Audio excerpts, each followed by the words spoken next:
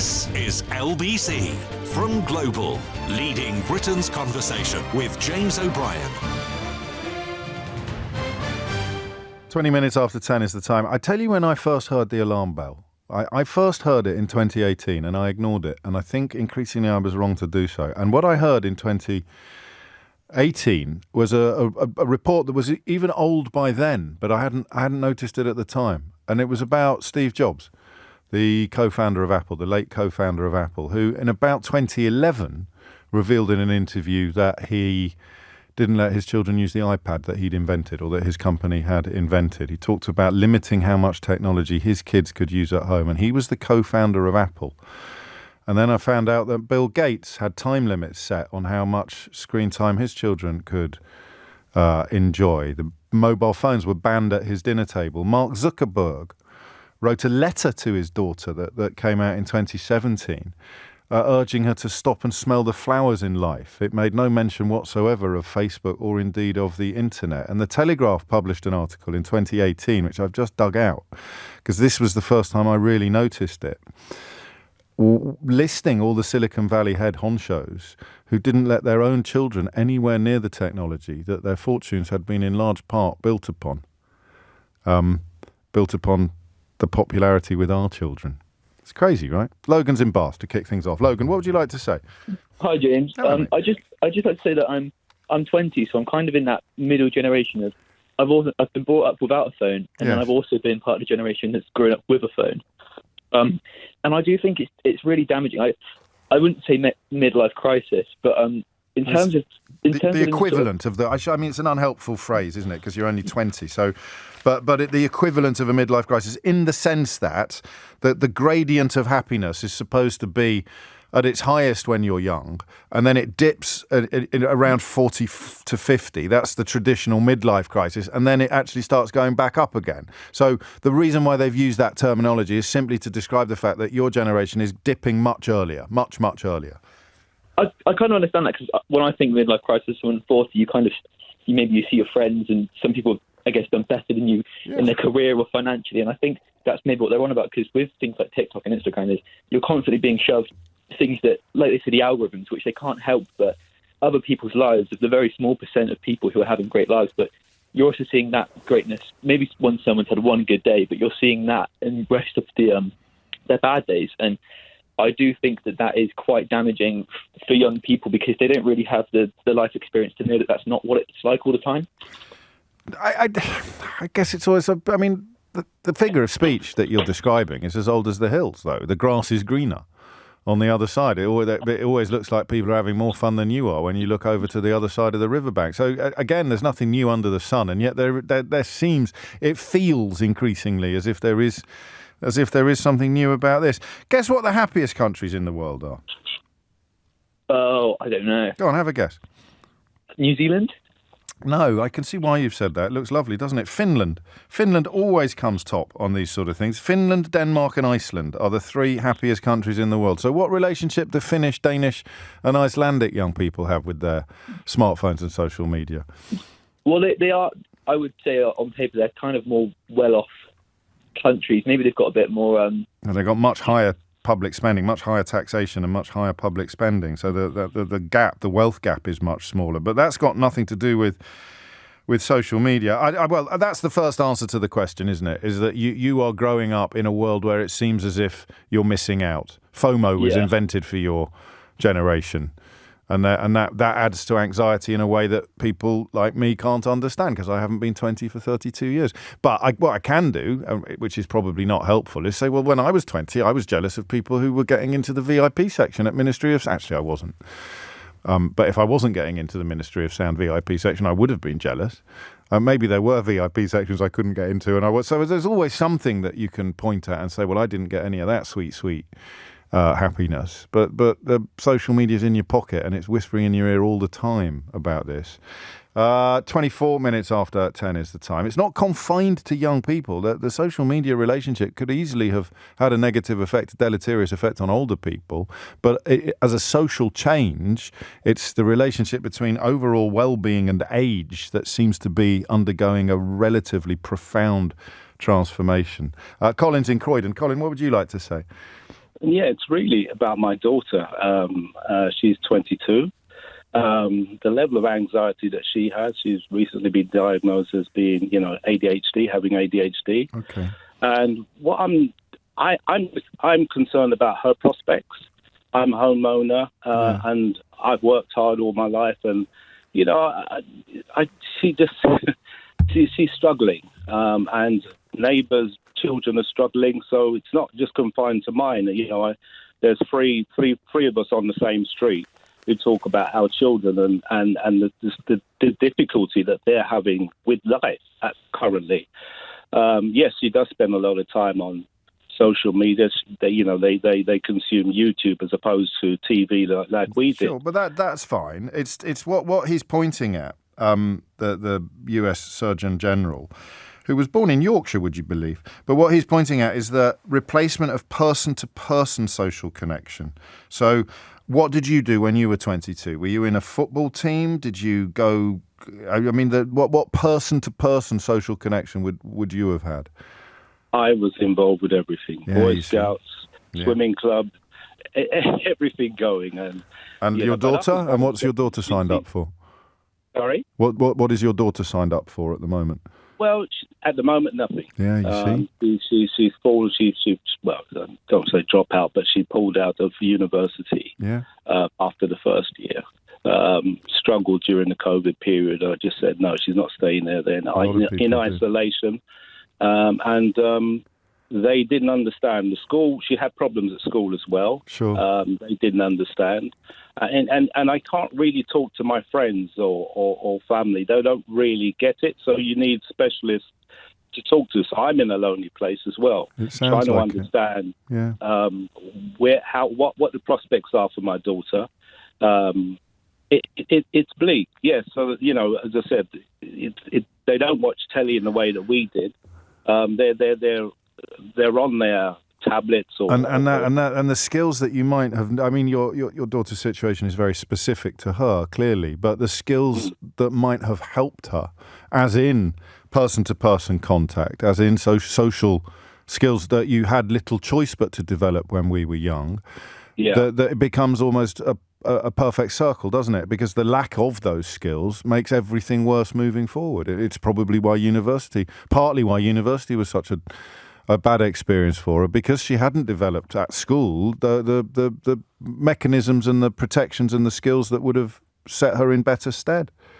Absolutely. It's all there. It's all there, Colin. It's all there, isn't it? And I'll tell you something else. I don't know whether you'd put yourself in this category, but 10 years ago or 12 years ago, if we'd had this conversation, or if I'd heard someone else having this conversation, I'd have been, "Oh, do get over yourself, Grandad."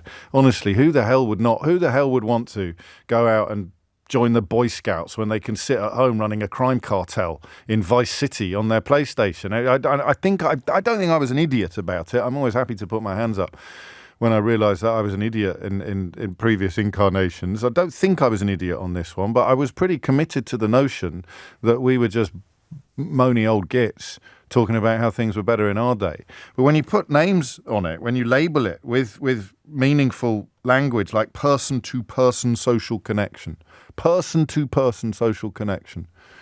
Have you got a child in your life who struggles with person-to-person social connection? Guess what? The reason why they struggle with person-to-person social connection is because they struggle with person-to-person social connection.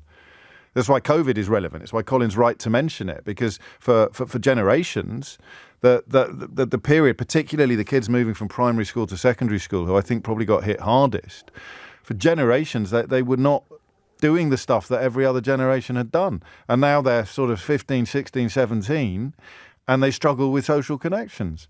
And that is going to be an exacerbated example of the broader malaise for everyone who has struggled with social connection, because they spend so much time online. How do we fix it? How do we fix it? If Bill Gates can ban his children from using phones, maybe we were too quick to dismiss. It was Brianna Guy's mum, wasn't it? It was Brianna Guy's mum who said we should try and actually go backwards. And I think that it felt like trying to put a genie back in the bottle. But goodness me, it's taken a month, but I think she was probably 100% right. Thomas Watts is here now with your headlines. James O'Brien on LBC. James O'Brien on LBC. It is 10:34, and the book I was referring to, the author I was referring to, is called Jonathan Haidt, Hidt, and the book is called The Anxious Generation. I haven't read his other book, which is called The Righteous Mind, which a couple of you have recommended to me already this morning. But The Anxious Generation essentially posits the notion that something got rewired, if you like, in young people, particularly between 2010 and 2015, when flip phones, you remember flip phones, were being traded in for smartphones, and they were loaded with social media apps. So suddenly, time online soared, particularly obviously among young people who were always the most enthusiastic embracers of new technology. This meant less time engaging face-to-face or person-to-person contact with friends and family. Mental health began to decline, but at the same time, we were getting more protective. Some of the funniest phone-ins we did. My interests change as my children get older because of relevance and pertinence. We used to do quite a lot of phone-ins, didn't we, about how little freedom our children had compared to what we did when we were young. And the reason why I did it was because I was living it. It's still interesting. We should stop doing that. I should be careful not to stop talking about things just because they're not immediately relevant to me anymore. But the idea, I used to tell you, didn't I, that my mum had a bell. So we grew up in the countryside, right on the edge of Kidderminster, and there were farms. It was fields around us, and my mum had a bell. And really, at a very young age, we would just disappear, and Mum would come out into the garden and ring a bell to summon us back from whatever corner of the countryside we'd drifted off into. I'd get on my bicycle with some sandwiches. I'd make myself some sandwiches in a little backpack and just cycle off. I won the premium bonds when I was 10. I won £100 on premium bonds. And I thought I was Rockefeller. I thought I was Rothschild. I thought I was the richest man in the world. I bought myself a racing bike with drop handlebars from Woolworths, Hawk cycles. And I thought I'd go everywhere. I'd just disappear for hours on end and then come back. We used to talk about how much it has changed to the point where you don't really let your children cross the road, never mind cross country. And all of this happened at the same time, which Jonathan Haidt posits in The Anxious Generation deprives them of the experiences they most need to become strong and self-governing adults, which sounds like a recipe for anxiety, doesn't it? And it's not the children's fault. It's probably not fair to blame ourselves either, but the sooner that we can hit reverse on some of these practices and trends, the safer everyone will be. Gareth, I beg your pardon, is in Brixham in Devon. Gareth, what would you like to say? Hi, James. Great show, as always. I said to your producer... Mate, I'm going to have to sort your phone line out. I don't know what's happened while you... It's probably my fault for banging on so much instead of coming straight to the phones, but we will get you on, I promise, as soon as we fix that. Claire's in Glasgow, meanwhile. Claire, what would you like to say?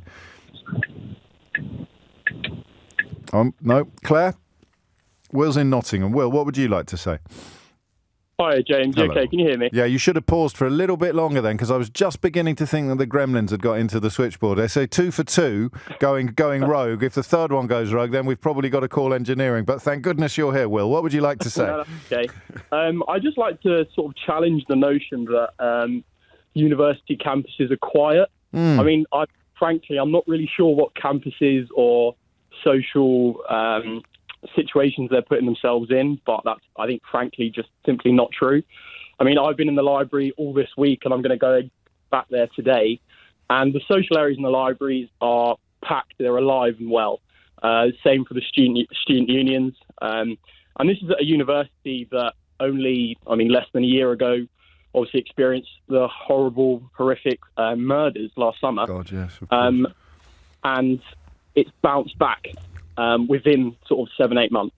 That's good to hear, isn't it? I mean, it's not a binary challenge. I don't think it's a binary challenge. And your experience is no more indicative of a broader truth than Vivek Murthy talking about visiting communal areas at American colleges and being struck by the lack of loud chatter. I mean, both things can be simultaneously true, can't they?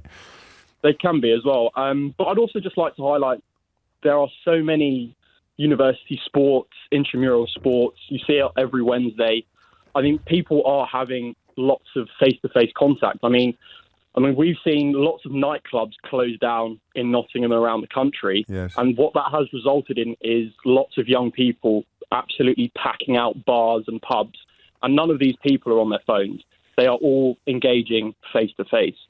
I think... So why? Why? Because, listen, the risk of repeating myself, what you say is true, but the broader malaise, the broader trends are also true as well, that they're measurable. I mean, it's international polling, international research on happiness quotients and things like that, and the numbers are clear. The numbers are plain to see. So exceptions never prove rules. But just to focus in on you and your peer group, how come you eschew the social media to a degree that other 23-year-olds don't? I mean, is it conscious? Are you particularly sporty? Are you particularly social? Did you go to boarding school where person-to-person contact becomes compulsory? I'm just interested in what might have engineered you a bit.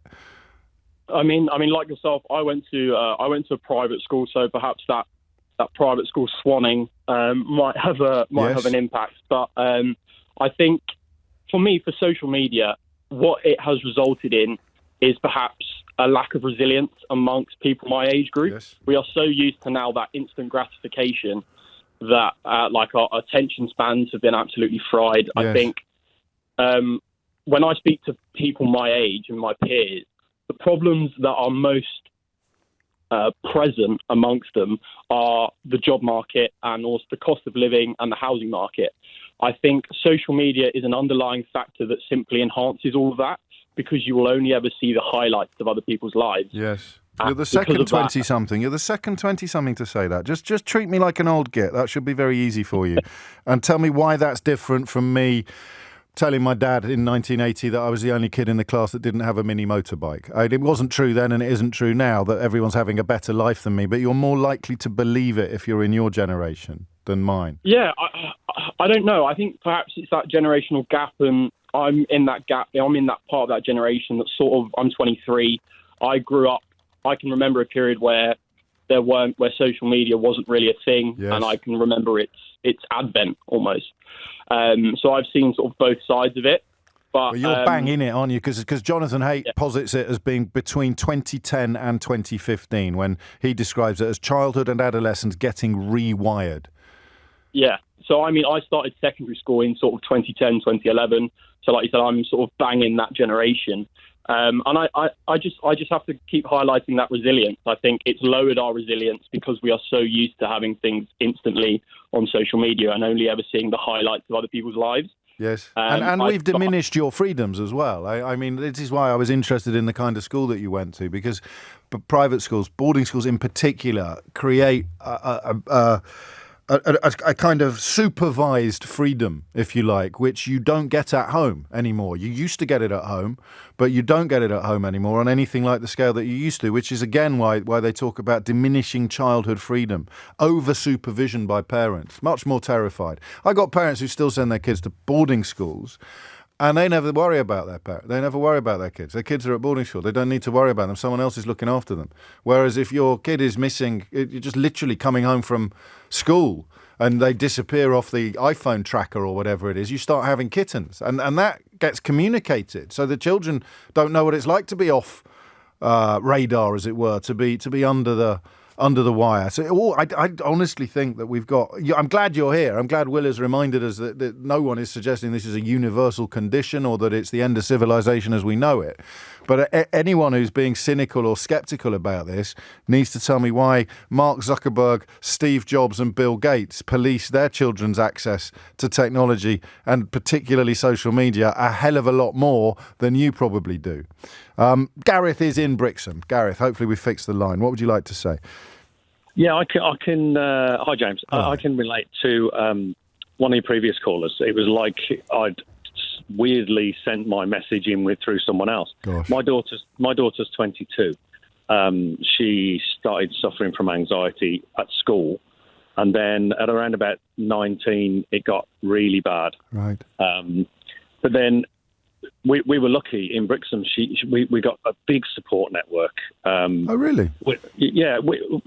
As a family, we're not religious, but she was sent to a charity group that was through the church, and she absolutely loved it. Did music, did editing, got the social skills to talk to other kids. She always suffered with only being able to have one friend at a time. Yeah. And if she wanted a different friend, then she'd have to fall out with that friend. And so, but this really helped, and it was a massive turning point for her. She got a good job, and then she had an illness. It was only a cold, bad cold, and her job said, she said, I want to carry on working. I don't want to just take time off sick. Oh, okay, you can work from home for a little bit. And I believe that was the worst thing for her that ever happened, because she went back into herself. She was in the room that she wasn't living with us, but she lived in a room. She gamed in a room. She watched YouTube in that room. And then when she was working, then all of a sudden she was working in the room. So then she never left the room. So it becomes almost not a parental over-supervision. It was almost as if she the walls closed in. It was almost as if she shut herself off because technology enabled her to. Technology let her. Yeah, and I think employees, it was a great employee, but of course, employer they should have more of an involvement, and then realise that what's the best thing. Yes. You know, she would have been better off having 2 weeks off sick and then going back into work, not carry on working, because then she'd got the habit of going, I'm going to work from home, and then she isolated herself from the rest of the office. She missed out on opportunities and then thought it was a personal attack on her. And then that's what anxiety spirals like that, doesn't it? And everything becomes... that's it. And in the end, she ended up kind of leaving the job before they fired her. I'm sorry. So she's now unemployed, but she is looking. Good. And she told me last week that she is feeling a lot better in herself. She's using the tools that was given to her by the support group. So she's getting out. I mean, it is, but I don't think person-to-person contact sounds simplistic, but I don't think there's anything that will do the work that person-to-person contact will do, is there? And one of the things that made me the week is she said, I am feeling better in myself. I always loved reading. I started reading again. Okay. And I'm like, that's just to hear that. That's coming away from it a little bit from the social media and going, I'm reading a book and I'm really enjoying it. Inner life, isn't it? Inner life, as opposed to everything being like stimuli. What's it like for you? Because there's a phrase I haven't said on the radio for a while, because it's not 100% accurate, but there's an idea that we can only ever be as happy as our unhappiest child. And so for you to be watching this and to be making those unavoidable but probably unhelpful comparisons with 22-year-old you or 19-year-old you, what's it like for you, Gareth?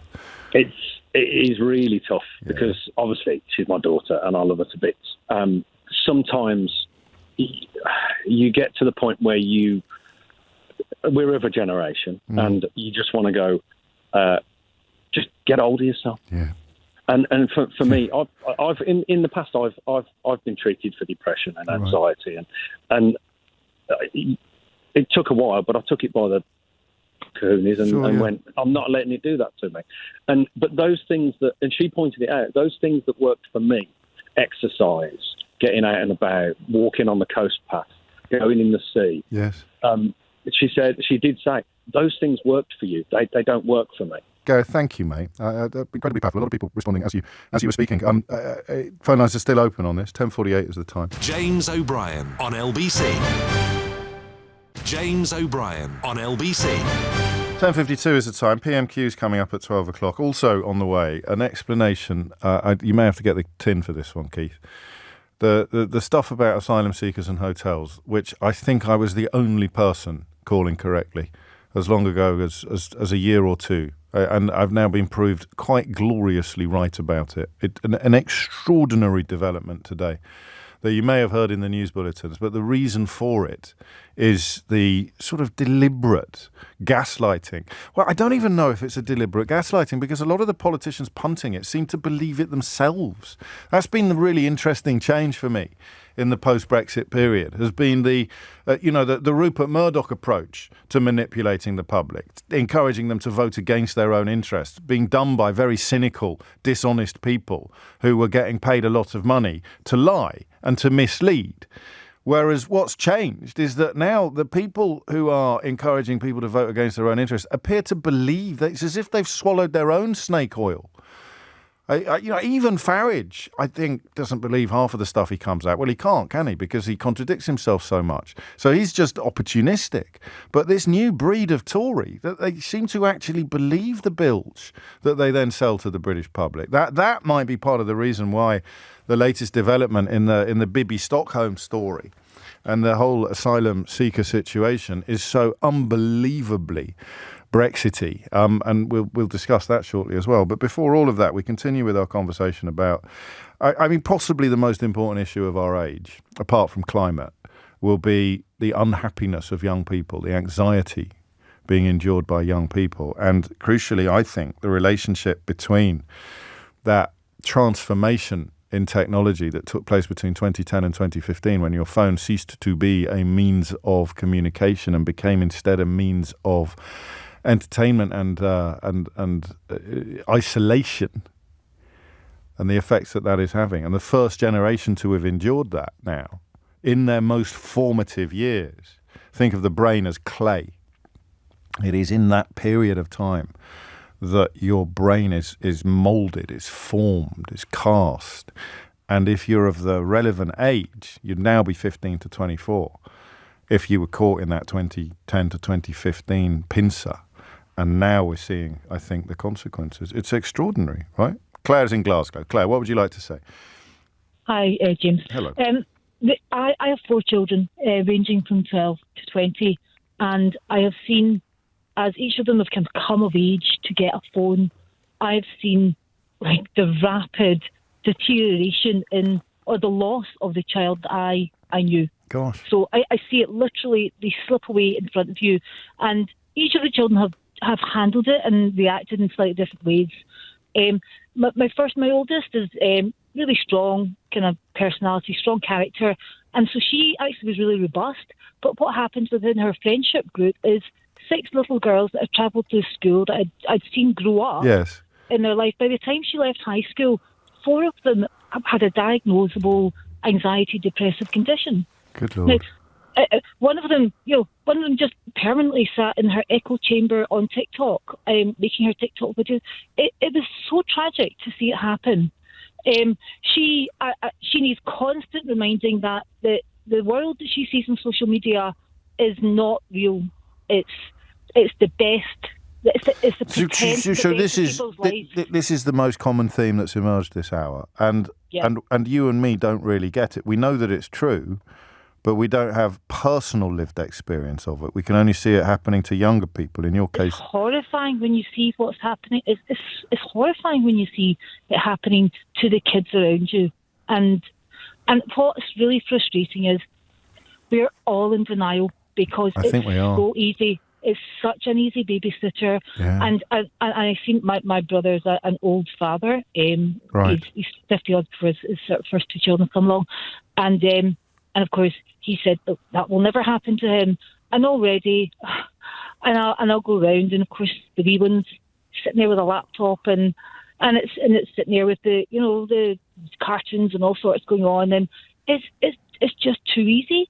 And we're not addressing it because we know it's the parents that will have to make such a massive shift in their life to address it.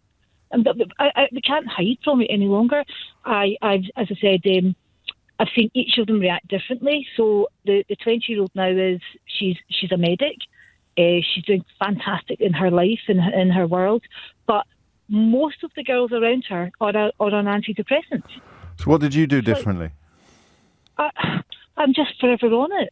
Right. I'm forever on it. And this is what you mean by denial. So, because it's exhausting being forever on it. Yeah. I mean, even describing it in that language, it's exhausting. So, out of sight, out of mind. If your daughter's upstairs in her room doing goodness knows what on social media, nothing unhealthy nothing illegal or objectively dangerous, but probably unhealthy, it means that you can get on with watching your programs and you don't have to worry about, what it is that's going on. Tragically, she was strong. Tragically, then you come to the boys, and of course, all the material that is exposed to young boys growing up, and one of them in particular, I knew instantly there was something going on. because with your suddenly own boy. This is with your own son. Yes, that's my own son. Go on. And of course, it's pornography that's so available. So it's all wrapped up in the whole screen time, social media, and it's all first exposed from friends, introduce them to all this stuff. But a child who is just so happy, so zest for life, literally just disappears in front of you. Suddenly, you've got a child then becomes highly anxious and quick to anger and upset because they have no idea how to cope with the things that they're getting exposed to, and it's horrific. So what have you done? Have you got him back, or is he still in this? Yes, absolutely. How? And Again, I would say after, again, it's just just on it. It's weird that you literally you restrict the screen time, you take the phone away, it comes out of their bedrooms, and so quickly you get them back again, and they're so thankful and relieved that you start to put those boundaries in. I don't think that's maybe what people will understand, is that you think you'll be so unpopular, but they are so thankful to you because they can't resist the temptation and the urge. They would desperately probably want to. You don't hear the laughter, you don't hear the fun, you don't hear children squealing with delight on social media. No. But they do when you put the phone down and their friends are around, or they're out kicking ball in the doing real stuff. So they're having a better time not on social media, but they just don't know how to say no. And we have to say no for them. So you're a sort of early adopter of what 10 years from now will hopefully be. Oh, hell, I saw it. My God, I saw it so well, quickly. We've all seen it, maybe, but you recognised it. It's no good just seeing it. You've got to recognise what you're seeing, and most parents haven't recognised what they're seeing. And having the time to say, right, I need to address this. I need to stop this. This needs to stop because it's killing my family. And it won't be enough. It won't be enough for parents. It won't be enough. It's going to have to be government-led, and it's going to have to involve mandatory guardrails on social media platforms, which brings me back to Vivek Murthy, the US Surgeon General, talking about the complete failure of these companies to do it officially, which makes the contrast between what they're doing in their own homes and what they're pumping into our homes, I mean, absolutely unbelievable. I'd urge you to read that article that I mentioned. It's 6 years ago, but the headline, and it's probably, well, that's not paywalled as far as I can tell. Why are Silicon Valley execs banning their kids from using social media? Claire knows, but most of us don't. And they know, even as they buy their enormous mansions and their brand new jet planes with the money that they've raised as a consequence of everybody else's kids not being banned from social media. It's 11:01. James O'Brien on LBC. James O'Brien on LBC. 5 minutes after 11 is the time. You are listening to James O'Brien on LBC. We're going to stay with that, actually. I think Claire just kicked the conversation into a new space. And that space is how you actually fix it. So we'll do something that we should probably do more often, which is spend an hour examining a problem and then half an hour or 40 minutes coming up with solutions to it. Because Claire said so much that I found fascinating, so resonant. There's the idea, how do you fix it? How do you get your boy back if he's gone down a pornography rabbit hole or he's fallen under the spell of online misogynists? How do you get, you've just got to be on it all the time. That's the biggest thing, isn't it, about our generation of parents and our parents' generation of parents. It was a full-time job being a parent, and yet they were not doing full-time supervision. So we do constant supervision, but when our child is at home, we don't do any. We're paranoid the moment they go out the front door. Listen, I can't. I'm not speaking for everybody, and I've told you a few times. We've been lucky in this field personally with ours, but generally speaking, there's no anxiety when they're at home, unless they're too poorly to go out. So we've spoken to two dads today whose daughters have been unable sometimes to engage with the outside world, such is the scale of their anxiety. So even if they're in their room, you're going to be sitting there with your guts churning, with your tummy doing somersaults, because you can only ever be as happy as your unhappiest child. But generally speaking, when they're getting through life, you're paranoid when they're out of the house, but you're fine when they're in it. And it should probably be the other way around. Oh, that sounded almost profound, didn't it? It should probably be the other way around. You should be paranoid when they're at home, plugged into social media, developing these unhealthy habits. and avoiding the scenarios that we would describe as person-to-person social connection or face-to-face activity. Social interaction, probably the finest cure for much of the social anxiety that this generation is suffering from. So we should be a lot more on it, to use Claire's phrase, when they're at home, and a lot less on it when they're not. How bizarre is that? How bizarre. I don't know how old you are. You may not even have children in the relevant zone. You may not have children at all. But you were a child once. Of that, I'm certain. How mad is that? That is, and apologies if you're sitting there going, yeah, well done, James. Also, the Pope's a Catholic and bears sha-la-la-la-la-la in the woods. But I think this is a really big penny drop moment. So we're paranoid when they're out and completely chilled when they're in, whereas in fact, the dangers are when they're in compared to when... anyway, 7 minutes after 11 is the time. PMQs on the way at 12. That'll be a doozy. And I hope it will be a doozy. And I'll talk you through this incredible development in the so-called Stop the Boat story that I honestly think we were the only people to see coming. I genuinely think we were the only people to see it coming. So we will allow ourselves a moment of reflection shortly. But before that, back to the phones and then a bit of a rejig on the question of what you actually do. You are like Claire. You've spotted this problem early. And you have taken measures to fix it. What are those measures, and how are you getting on, or indeed how did you get on? But before that, Dave's in Wrexham. Dave, what made you pick up the phone? Morning, James. Hello, mate. So basically, yeah, I've got a 12-year-old lad, a 9-year-old daughter. No, it's my 12-year-old lad that I've noticed it more in. He's obviously not long started high school, yes. And bit of a backstory. He's not athletic. He's not into that. Neither am I. I'm a retro gamer. I'm into all that anyway. So growing up, he's come along with me, Minecraft and things like that, and he's really been into his technology. Okay. But since he hit high school, we had to give him a mobile phone. One, because we need to know, we need to be in contact with him if he's in high school. He's got that bit more freedom now, and obviously all his peer group have phones. But we always said no social media. That's it. You can have YouTube, but you're not having TikTok or Twitter or anything like that. But we have noticed a massive difference in him. And all he does now, instead of going out to play with his mates, they all go home and they play online together. And they're on their laptops. They're not doing face-to-face interaction. And about a year ago now, we started noticing that he'd turn around and say, like, we're going out this weekend, mate. You just here, there, and where are we going? Yeah. Oh, it just needs a pop to Tesco. No, I'm not going to Tesco. Why? What's up? It's too many people. What do you mean? I can't do crowds. I can't. And he's become isolated and insular within the house because all of his social interaction is through a screen. And not, as you say, face-to-face and around people. The physical contact, it's disappeared, it's moved away. It's extraordinary to hear you describe it in such straightforward terms. Because it sounds extraordinary, what's happening. It's like it sounds like a form of an experiment in the self-isolation of a 12-year-old boy. But it is going to be a story that is playing out in millions of houses up and down the country. Loads of people listening will be recognising what you're describing.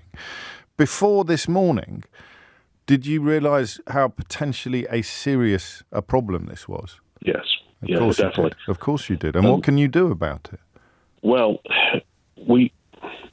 there's two ways you can go, really. You could go absolutely nuclear, and you can... and Claire's absolutely right, by the way, your previous caller. Yeah. You need to be all over it. You do. Because... It's so counterintuitive because they're fine when they're on it.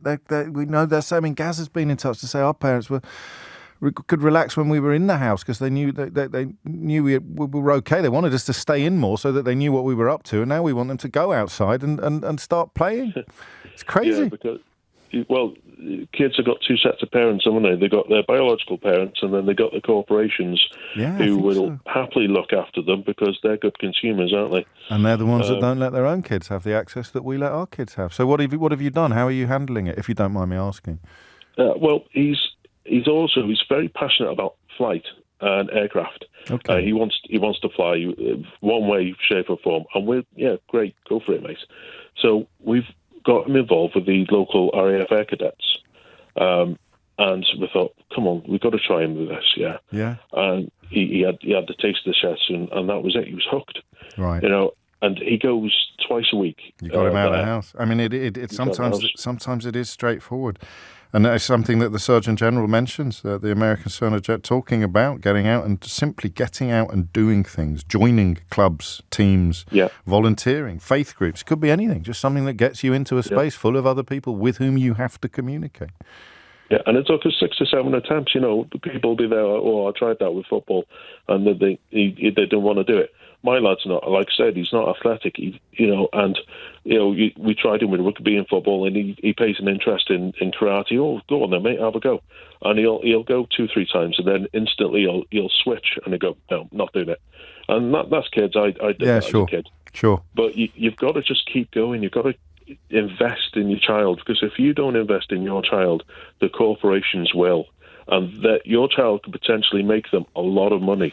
Such a good way of putting it. And that investment can be huge. As you were speaking, Dave, Ian texted and said, it is honestly awful, James, and you have to be on it at all times. So we control TV, console, tablet time, much to the disgust of my children. Most of their friends get to do what they want. So you then feel as a parent like you're stopping your kids from fitting in with their own social groups because they're not allowed to play Call of Duty or watch Certificate 18 films. There is something there. But again, what are they doing instead? They're sitting staring at a wall. You're probably not doing them an enormous favour. And their friends, when they're playing Call of Duty, are at least talking to each other. But as Dave says, that creates a scenario when they don't even want to leave the room. I tell you what I find fascinating about these conversations is the themes. The threads that run through all the calls, even though they sound outwardly different. You're talking about a 22-year-old woman or a 12-year-old boy. Outwardly very different, but the themes here, if you had to hang them on words, you'd probably go for self-isolation, even when you don't realise you're isolated because your mates are on the other end of your headphones. But those words there, person-to-person social connections. And the US Surgeon General, tracking it in America, warning about Western European nations, flew to London this month to further his campaign against falling levels of happiness, particularly worried about Japan, South Korea and India, which are probably also particularly exposed to the technology. So why then, and this is a question that you can contribute to answering, why then are Finland, Iceland and Denmark getting it right? Why are they the countries in which the same cohort of young people routinely report much higher levels of happiness? They're not like third world countries where access to technology is limited or denied. Finland, Iceland, Denmark. What's going on? What are they getting right that we, and I use the word loosely but correctly, that we are getting so wrong? James O'Brien on LBC. James O'Brien on LBC. It is 18 minutes after 11, and I listen, we can't underestimate the positives of social media, because I have just seen a post from the president of Finland answering precisely the question I just asked. And also, as we talk about the positives of social media, it turns out he follows me on Twitter, so I could actually DM him now. I imagine he's a bit busy being president. He's being a bit busy being president of Finland. Alexander Stubb is his name. I could DM him now because we follow each other and get him to come on and tell us what Finland's getting so right. But in the absence of that interaction, let me read you his reasons for why Finland has become the happiest country in the world for 7 years in a row. He goes for these 3: nature, trust, and education. So what is different? Because nature is the same everywhere, isn't it? And fear of environmental damage, I think, is part of the anxiety that young people feel. Trust, that's probably a consequence of face-to-face social interaction. You're much more likely to be a trusting person if you have personal relations, and education. So, I mean, he's made a list of things, but he hasn't explained how they work. Why would Finland, Iceland and Copenhagen, particularly in the context of education, be getting right stuff that we seem to be getting wrong? Let me read you this as well from Catherine. This is extraordinary. Talk about being in the moment that we're discussing on the radio. Catherine wrote to me at 11:15, so it literally just dropped 5 minutes ago. My 11-year-old was added to his Year 6 group, so that will probably be, what's it called? Not WhatsApp, Snapchat, wouldn't it be? Probably. It'd be Snapchat, would it? Or anyway, I don't know. My 11-year-old was added to his Year 6 group for the first time last night at 5 p.m. Right? 400 messages later at 7 p.m, I removed him from the group and restricted him from being re-added. He was relieved. It is our job to do this. Children do not have the ability to do it for themselves. Now, I owe Catherine a sort of theoretical apology, because 5 years ago, if I'd read that, I think I would have teased her. I may even have called her cruel. Today, the longer this conversation goes on, the more I wonder whether Catherine's got everything right, like Claire in Glasgow, and the parents who think that their kids are okay because they're in, or even who worry that their kids haven't been added to the Year 6 group because they don't want them to be socially isolated or whatever it may be. We just don't know enough about what they're experiencing to be confident in our own choices. And the people who sound confident today are the people who are making the choices for their children, which is what parenting always used to be. Would you, for example, oh man, I tell you what, when I change my mind about something, I really change it. Because now do you know what I'm thinking? Would you let your children decide what they're having for tea every night? If your children wanted to have Haribo for tea every night, would you let them? What do you want for breakfast? Minstrels, please, Dad. What do you want for lunch? Haribo, please. Tangfastics. Is it Tangfastics or Fangtastics? Either way. Fizzy sweets. What do you want for dinner? More Haribo, please. Would you let them do that? Or would you exercise control over their diet? So you're exercising control over their physical diet. You're exercising no control whatsoever over their mental diet. Would you let them watch whatever they wanted on television? Would you let them come down and put porn on telly in the sitting room? Or, really violent, really violent films? Because they're probably watching them on their phone. Unless you are really on it. And some of us are, some of us will be. But lots of us aren't, especially as they get older. That's 15, 16, 17 years old now. Okay, would you let them eat whatever they want? Would you let them have Haribo for breakfast? Would you buy it, fill the cupboards with Haribo instead of toast and cereal? Would you? No, of course you wouldn't. Of course you wouldn't. So why are we not controlling our diet of mental input with at least as much concern as we try and exercise control over the diet of physical input? Answer, easy. Lazy? Don't know.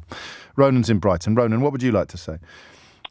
Hello, you're right, James. Hello, Tangfastics, that one as well. Thank you very much. There you go. Everyone's a fact checker.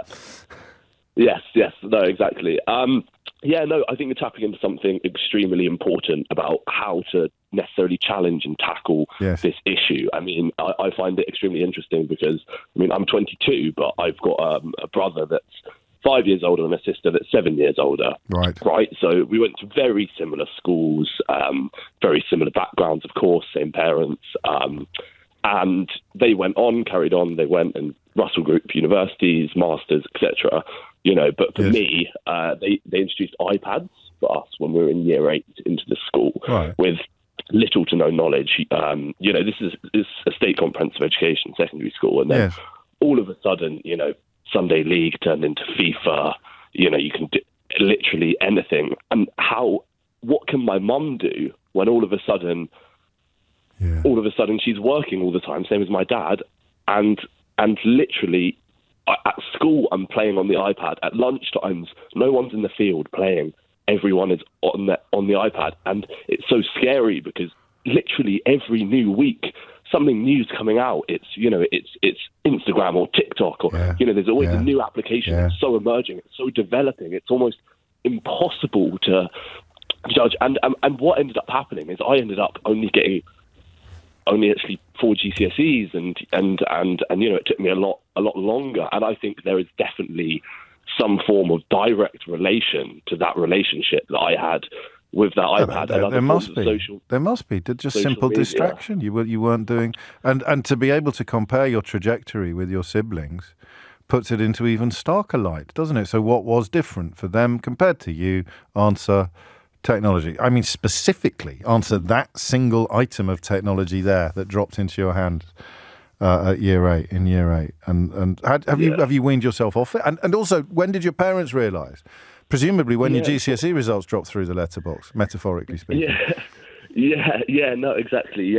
No, I mean, it started tapping into it, sort of, what's Ronan going to do now, sort of thing, But eventually it hits a point where, and this I think is a really important point about, my parents are sort of academics and work in media, etc., and they were able to find me the resources and sort of give me a bit of perspective about maybe what I wanted to do and achieve in my life. And I actually managed to, so I ended up doing an access course, and I went to, I now study education at UCL, and actually a lot of it is to do, I've actually done quite a lot in Finland, actually. What are they doing right, Ronan? What are Finland doing right that we're not? Basically, they're not hiding away from it. What Finland are doing is they're approaching it in a constructive, healthy way, where they're not being like, this is harmful, this is dangerous, this is, because it is, but they're more constructive with it, and they're applying it educationally in a very important way. And the bit I'm getting onto is the education is so important. Since being at UCL, those people that I see that were able to go to grammar schools or private schools and play hockey and involved with that stuff, that's great, and they've got such confidence, and they're talking very eloquently, and but I go home and I see my friends from the state education, secondary school I was.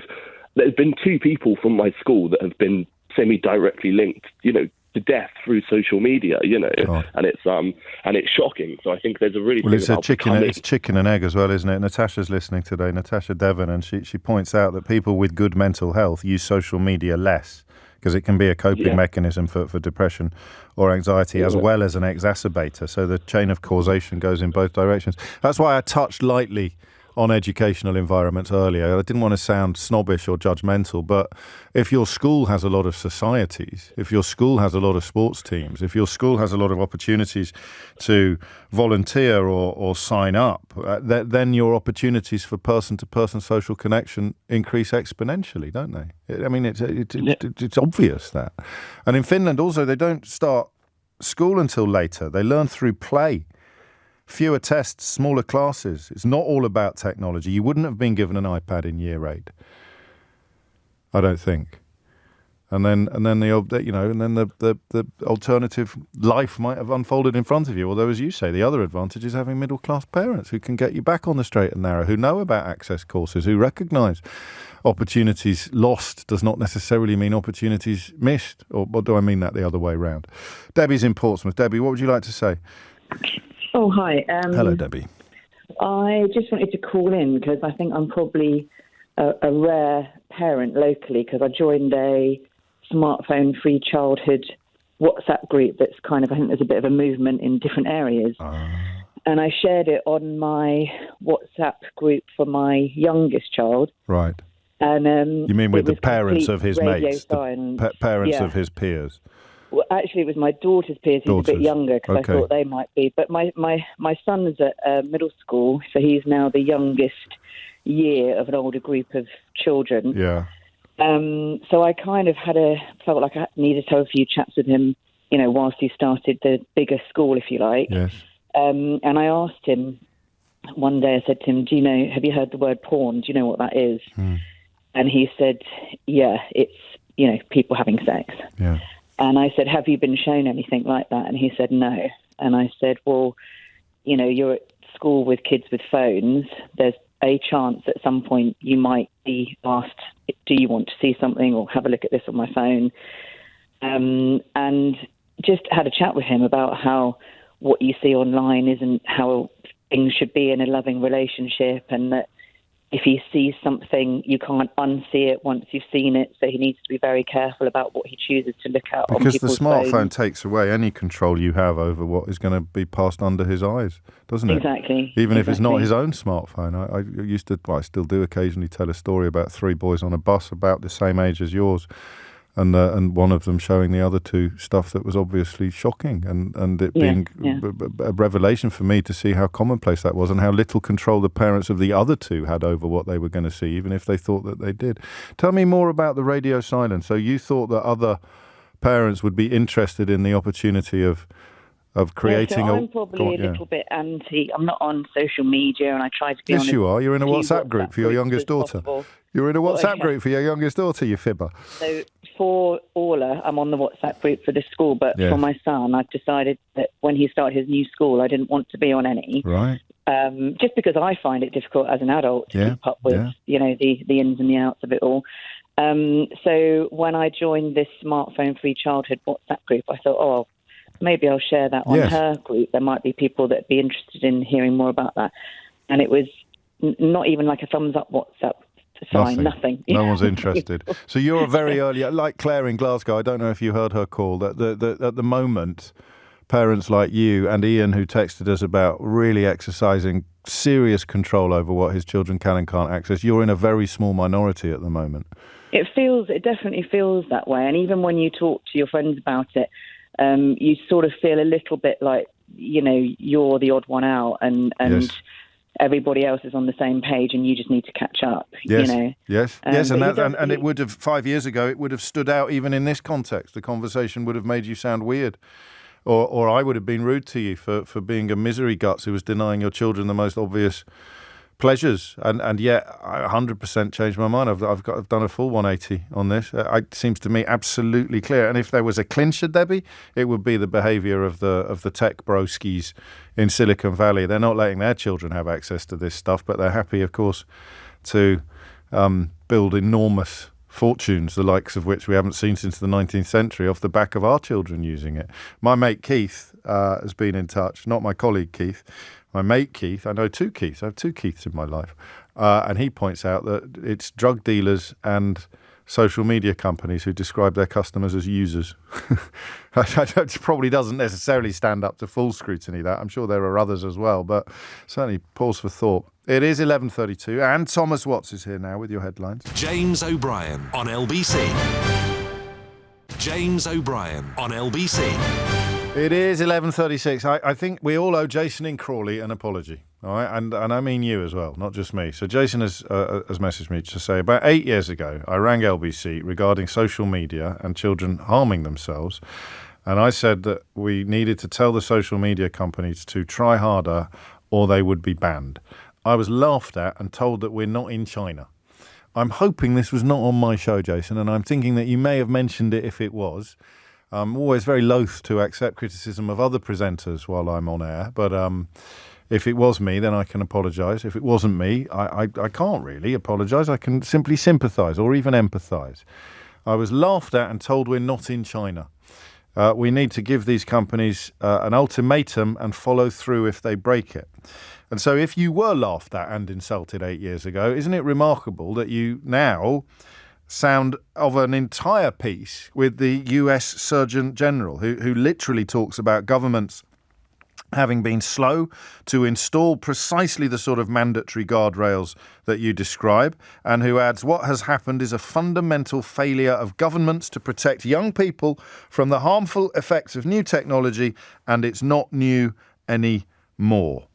He says, think about policies that carve up our cities and towns with highways and roadways and separate us from one another. All the other areas, doing the sort of equivalent of me saying, would you let the kids have Haribo for breakfast every day? Just think of another area of life where you just hand over complete responsibility for your child's welfare to strangers who have no interest whatsoever in their health. So even if you hand them over to a school, the school is in loco parentis. But you're handing them over, you're just letting them sit in a room full of strangers and giving the strangers full control over what happens for the next 3 hours. How many people, I don't know, do you remember I said to you yesterday, I wish we had little buttons to press when I could somehow read your mind. How many people have had a moment like mine today? How many people are listening to this have thought, not another phoning about social media, and then 10 minutes into it, just suddenly thought, do you know what? We've been doing it all wrong. We've been doing it all wrong. Some of you may even have thought, Jason in Crawley was right all along. I remember when he was accused of thinking that sounding like something out of communist China 8 years ago. So how many other parents today? Because a lot of parents have recognised the reality of what we've described, but from the other end of the telescope, by looking at a child who's unhappy. But to recognise the social failure, the epic political and social failure in this field is I can't remember a show like this one, when something that we've talked about so often has transformed, has undertaken a 180-degree U-turn in real time live on the radio. I would have dismissed it even a month ago, maybe, even certainly a year ago. I'll do. Calm down. The only reason you think that is because you don't realise how amazing technology is, or you haven't played video games, or whatever. This is absolutely urgent. And fair play to Dr. Vivek Murthy, the US Surgeon General, Yorkshire-born Surgeon General of the most senior doctor in the whole of America. But, as I've said to you on a few occasions, when we've knocked at the door of today's realisations, only one way you can hurt these companies. And that's in the pocket. There's only one way you hurt them. Facebook's never going to do anything for the benefit of your child unless it is made financially compulsory for them to do so.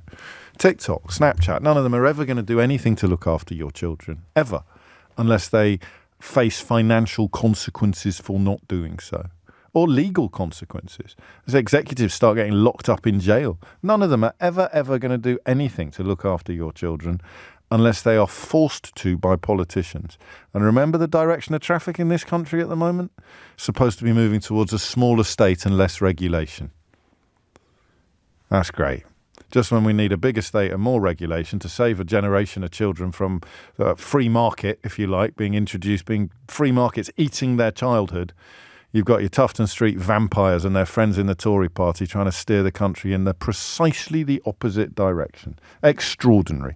11:41 is the time. Barry is in Preston. Barry, what made you pick up the phone? I just really wanted to talk about my son's having a horrendous time. He's 15.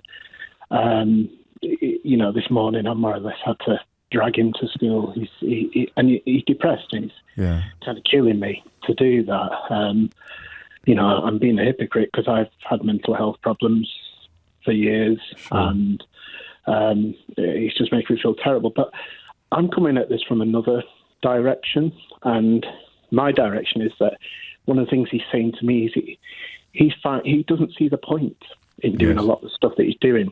And when I say he doesn't see the point in going to school and trying hard, and he wants to go to university. He wants to do things in life. But what he's seen from us is that we're just constantly struggling for money. We've tried to do everything right. We've tried to bring them up the right way. I went to university when I was older to retrain. Go and get myself a decent job.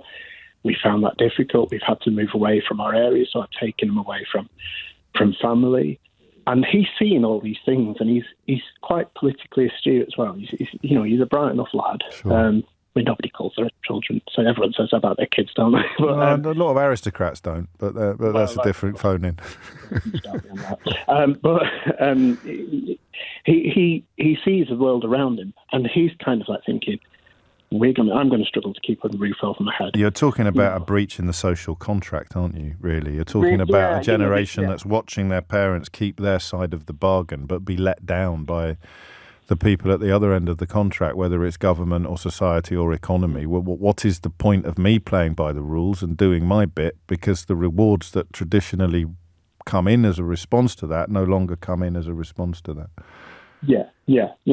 That's and this is what he's seeing. Now, the thing is he gets a lot of his politics from social media as well. And I don't know whether that's been amplified. I don't know whether he's just feeling that sort of that hopelessness from that side of things as well. But there is another element in that he's had to sort of pivot it a little bit again. He's had a horrendous time when he was younger through social media. We made mistakes.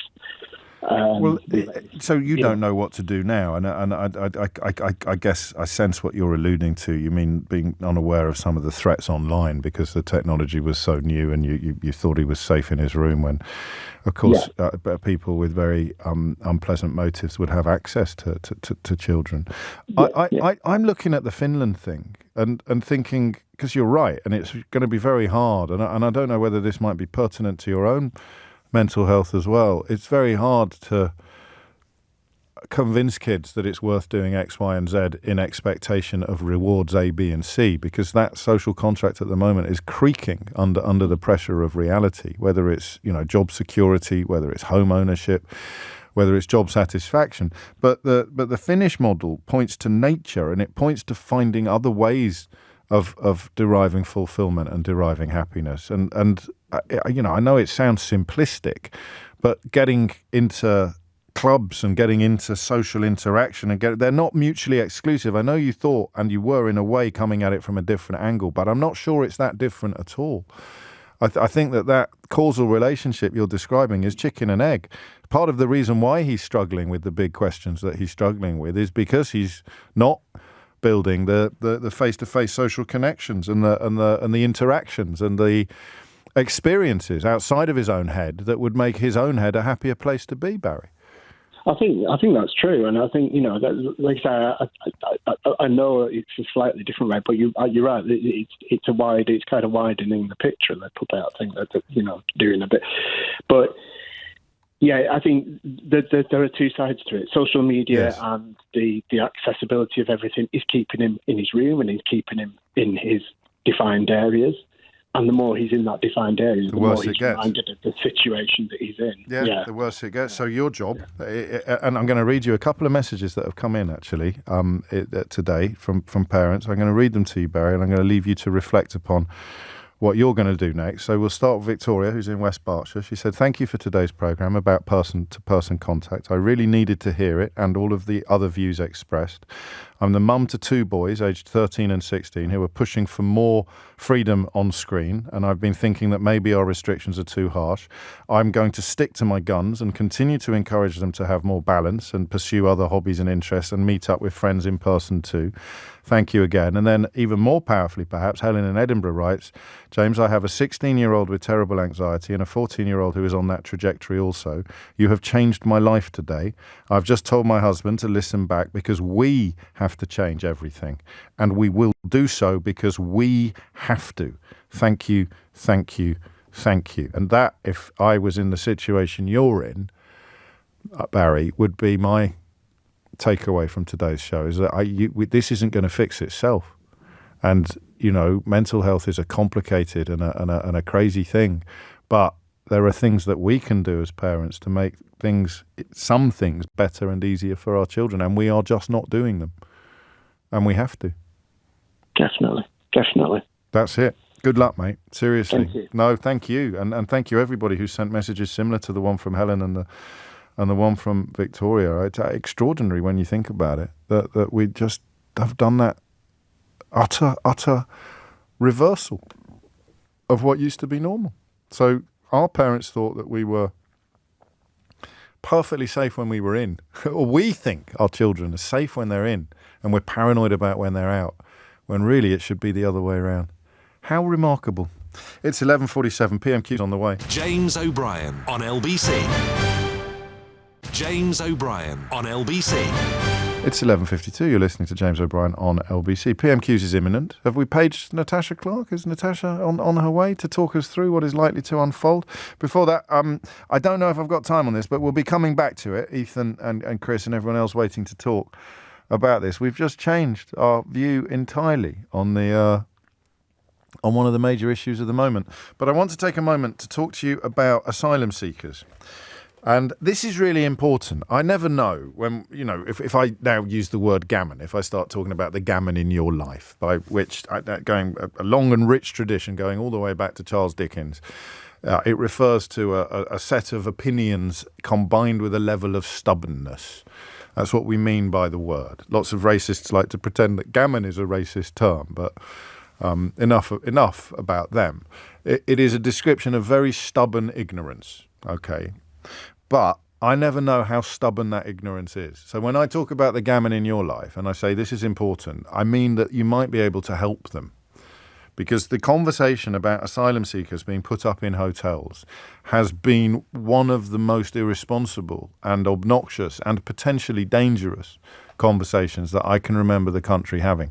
It's not something we've done a lot on the programme. But what we have done is call it absolutely correctly in a way that has been proved on a scale that even I can't quite believe.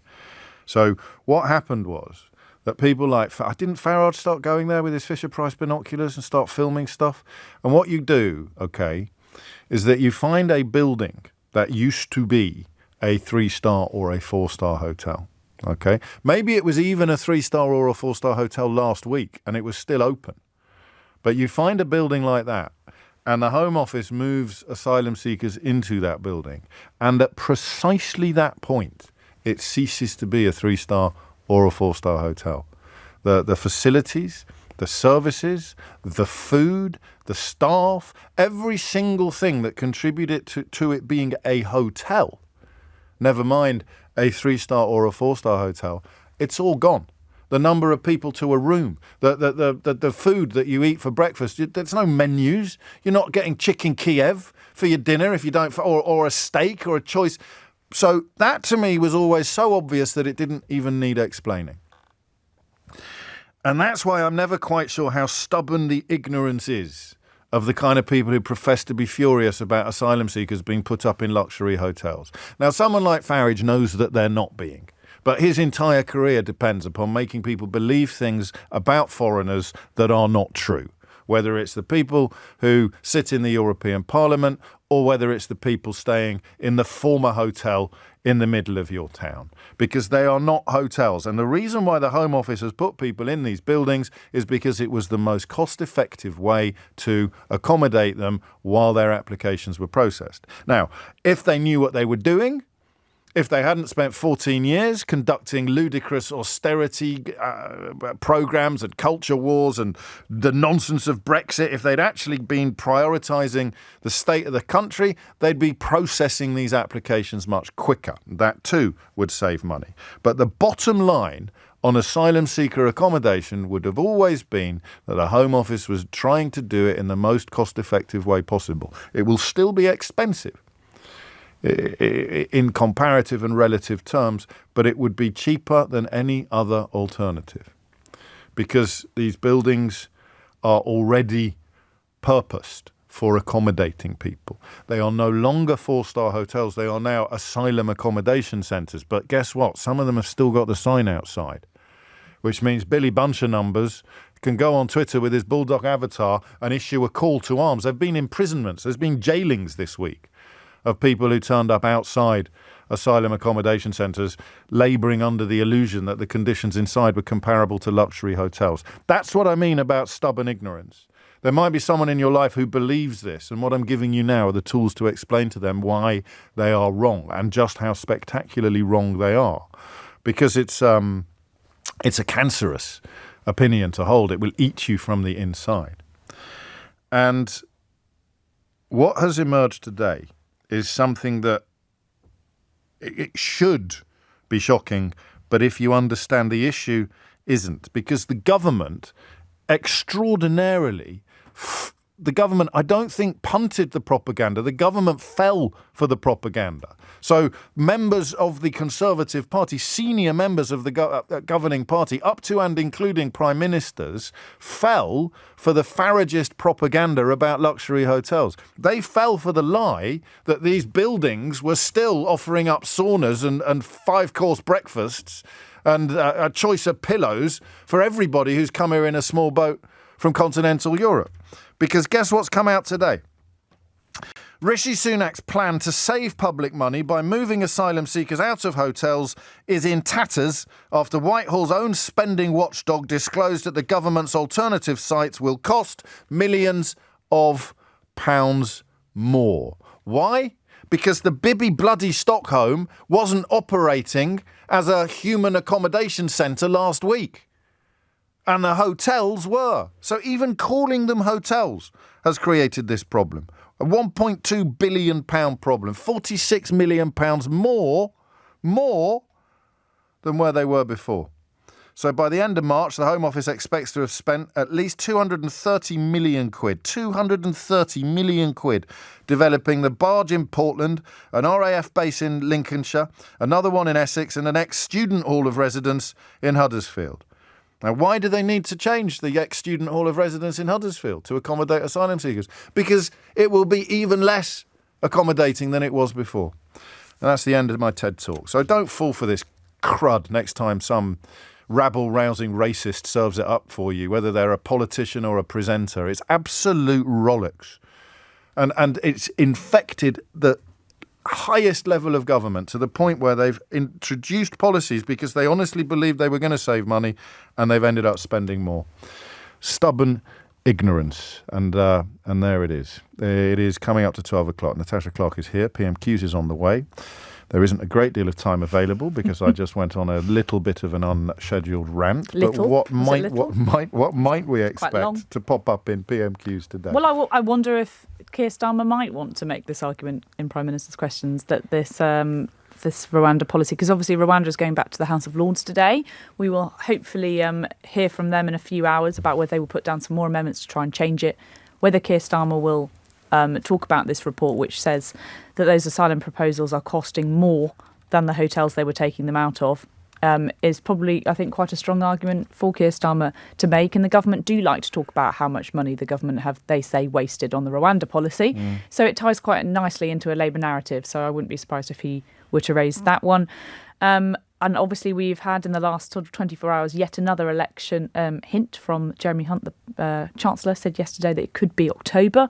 Wonder if Keir Starmer will repeat his call for the Prime Minister to call to a general election now. He's obviously quite keen to get into office and get into power as soon as possible. So, of course, he will want the election as soon as possible. The other thing that I'm looking at this week is the crisis in our prisons. I wonder if Keir Starmer might want to ask the Prime Minister whether it is true that he is delaying the new sentencing bill because of a possible another Tory rebellion on prisons. Apparently 42 backbench Tory MPs have signed another amendment which would force mandatory 2-year prison sentences for any repeat offenders. Now, that's something that we just do not have enough space for in our prisons, isn't it? Well, and the right-wing Tories are complaining about plans to reduce sentences or cut. So yes, this new sentencing bill would do so. Around I don't know if you describe. I don't know if you can describe Liz Truss as right-wing. She's more chicken-wing, isn't she, than right-wing? But, I like it. But she's become a focal point for the headbangers on the Tory bench. Yes, I'm not sure if she's signed this amendment, but it's got quite a lot of Tory support. I think 42 Tory MPs have signed this amendment, calling for stronger sentences. Cross immediately to the House of Commons as soon as Sir Keir Starmer gets to his feet. But I'm confident in the calibre of journalists that are reporting this now. Leo Varadkar, the Irish Taoiseach, is it's reported as standing down both as the Prime Minister or the Taoiseach and indeed as the leader of Fine Gael. That's unexpected. I know you know as much about this as I do, but it's fair to say no one saw this coming. No, I don't think anybody did. I don't think anyone did see this coming, especially because there's an election happening in Ireland, I think, this year as well. It's quite unusual to step down as the party's leader. And obviously he has been in power for a long time, I think since 2017. But, we weren't expecting this. A man very close to the European Union and obviously during Brexit negotiations caused our government quite a lot of headaches, obviously over the border with Northern Ireland, and I'm sure that will be sort of how he will be remembered this side of the pond anyway. But yes, a bit of a shock news today. So the technicalities of it will be that he remains Taoiseach until Fine Gael elect a new leader or choose a new leader by the party, at which point the new leader becomes Prime Minister as well. Yes, usually in most constitutions, including our own, you can't leave that post unfilled, so it will be a bit like when Theresa May said she was going to resign. Sir Keir Starmer. Can I thank the Prime Minister for his words in welcoming Vaughan Gething to his post as First Minister of Wales. As the first black leader of any European government, it's a historic moment that speaks to the progress and values of modern-day Wales. Yeah. And I also pay tribute to Mark Drakeford for his long, steady service in Wales. Yeah. Mr. Speaker, violent prisoners released early because the Tories wrecked the criminal justice system. 3,500 small boat arrivals already this year because the Tories lost control of the borders. Yeah. The NHS struggling to see people because the Tories broke it. Millions paying more on their mortgages. A budget that hit pensioners. A £46 billion hole in his sums. Why is the Prime Minister so scared to call an election? Well, Mr. Speaker, as I said in January, my working assumption is that the election will be in the second half of the year. But I must say, I thought that out of everybody, he'd actually be the most grateful, Mr. Speaker, because he's now actually got time to come up with a plan for Britain. We're all looking forward to finally seeing it. We're ready. Just call it. Just call it. Mr. Speaker, he talks of plan. Let's just take his Rwanda policy. When they first announced this gimmick, they claimed it would settle tens of thousands of people. The Home Office then whittled it down to a mere 300. 4 times that number have already arrived this month, and the backlog stands at 130,000. Can the Prime Minister see any flaw in his plan to deport less than 1% of that backlog? Mr. Speaker, since I became Prime Minister, the number of small boat crossings are actually down by over a third, Mr. Speaker. And that's because we've doubled National Crime Agency funding, we've increased the illegal enforcement rates by 70%, we've closed 7,500 bank accounts, deported 24,000 illegal migrants, and processed over 112,000 cases, more than at any point in the last 2 decades, Mr. Speaker. And it's crystal clear, as we're seeing from the Labour Party's opposition in this House, while we're committed to stopping the boats, the Labour Party would keep them coming. The tragedy is, we know the Prime Minister doesn't even believe in the Rwanda gimmick. He tried to stop funding it, but he's now so diminished that his entire focus is stopping his MPs holding the sword of Damocles above his head, perhaps even literally in the case of the Leader of the House. His great hope is to percolate his party with a couple of empty planes, praying they won't notice when the flights stop going, the boat's still coming, and the costs keep mounting. How has he managed to spend £600 million of taxpayer money on a gimmick to deport 300 people? Mr. Speaker, it's crystal clear. Not only does the Labour Party not have a plan to fix this issue, but the truth is they don't actually care about fixing this issue. When he talks about the gangs, when we gave the police new powers to crack down on the people smuggling gangs, he spent months campaigning and voting against it. But thanks to our new laws, 900 criminals have been arrested. 450 have been convicted, serving over 370 years behind bars. If it was up to him, those criminals would still be out on our streets, Mr. Speaker. And the truth is, if he wasn't the Labour leader, he'd still want to be their lawyer.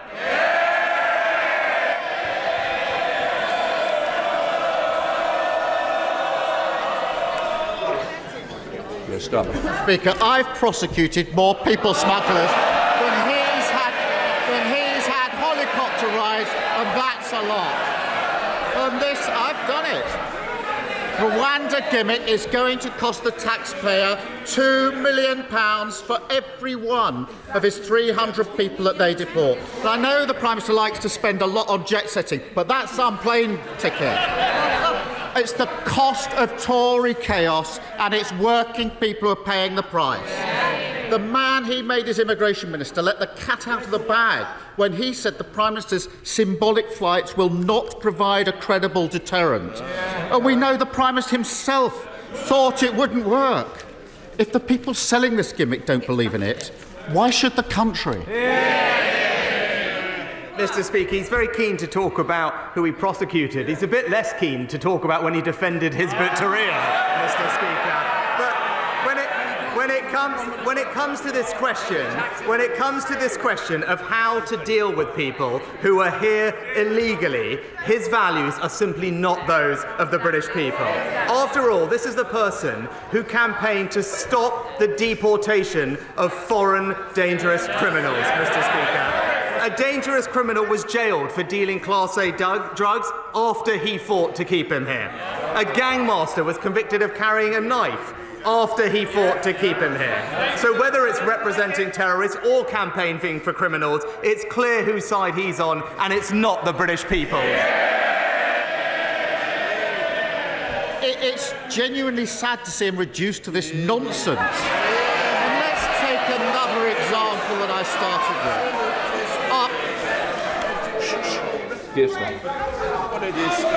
After 14 years of Tory chaos in the prison system, the Justice Secretary is reduced to begging the Prime Minister either to send fewer offenders to prison or to release them even earlier. I must have got sympathy for anyone trying to get an answer out of the Prime Minister. So what's it going to be? Fewer criminals behind bars in the first place, or more released early onto our streets? Which is it? Mr. Speaker, thanks to our record and plan, violent crime has fallen by 50%, Mr. Speaker. We've recruited more police officers, given them more powers, and kept serious offenders in prison for longer. What's his record? He voted against greater protection for our emergency workers, opposed tougher sentences for violent criminals, and failed to give police the powers they need. It would be back to square one with Labour, soft on crime and soft on criminals. You can see why he doesn't want an election, why his party have lost faith in, why half his cabinet are lining up to replace him. No answers, no plan, no clue. And the Prime Minister has never had the courage to stand up to his party. So let me help him out and say to them what he wishes he could. The mortgage mayhem, the waiting list, the criminals walking free, they are the costs of Tory chaos. And if they can't bring themselves to stop the endless games and gimmicks, stop putting themselves before country, they should pack up, go home and waste somebody else's time. It wasn't that difficult, was it, Prime Minister? Mr. Speaker, he talks... Prime Minister.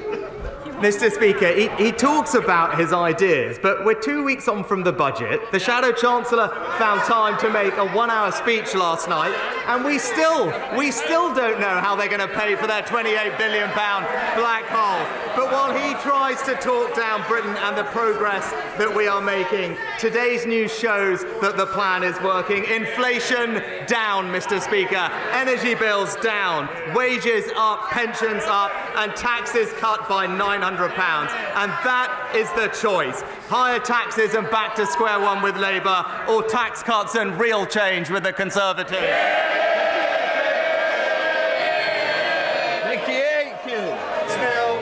Mr. Speaker, the UK birth rate is falling while those requiring fertility treatment to conceive is rising. There are no employment rights attached to those undertaking fertility treatment, no paid time off work. Would the Prime Minister join me in encouraging employers, large and small, across the United Kingdom to sign up to the Fertility Workplace Pledge, which I have launched with Fertility Matters at Work, LGBT Mummies, Fertility Network UK and many others to support those undertaking fertility when they're in work? Well, can I start by thanking my honourable friend for her excellent work campaigning on this issue. And she is right, employers should offer their staff understanding, support and flexibility whilst they're undergoing fertility treatment. And the best way to improve the experience of those undergoing treatment, both women and their partners, is through voluntary approaches. And that's why I would join her encouraging all companies to sign up to the Fertility Workplace Pledge. SNP Leader Stephen Flynn. Mr. Speaker, with his backbenchers looking for a unity candidate to replace him, which of the now numerous born-again Thatcherites on the Labour front bench does he believe best fits the bill? Well, Mr. Speaker,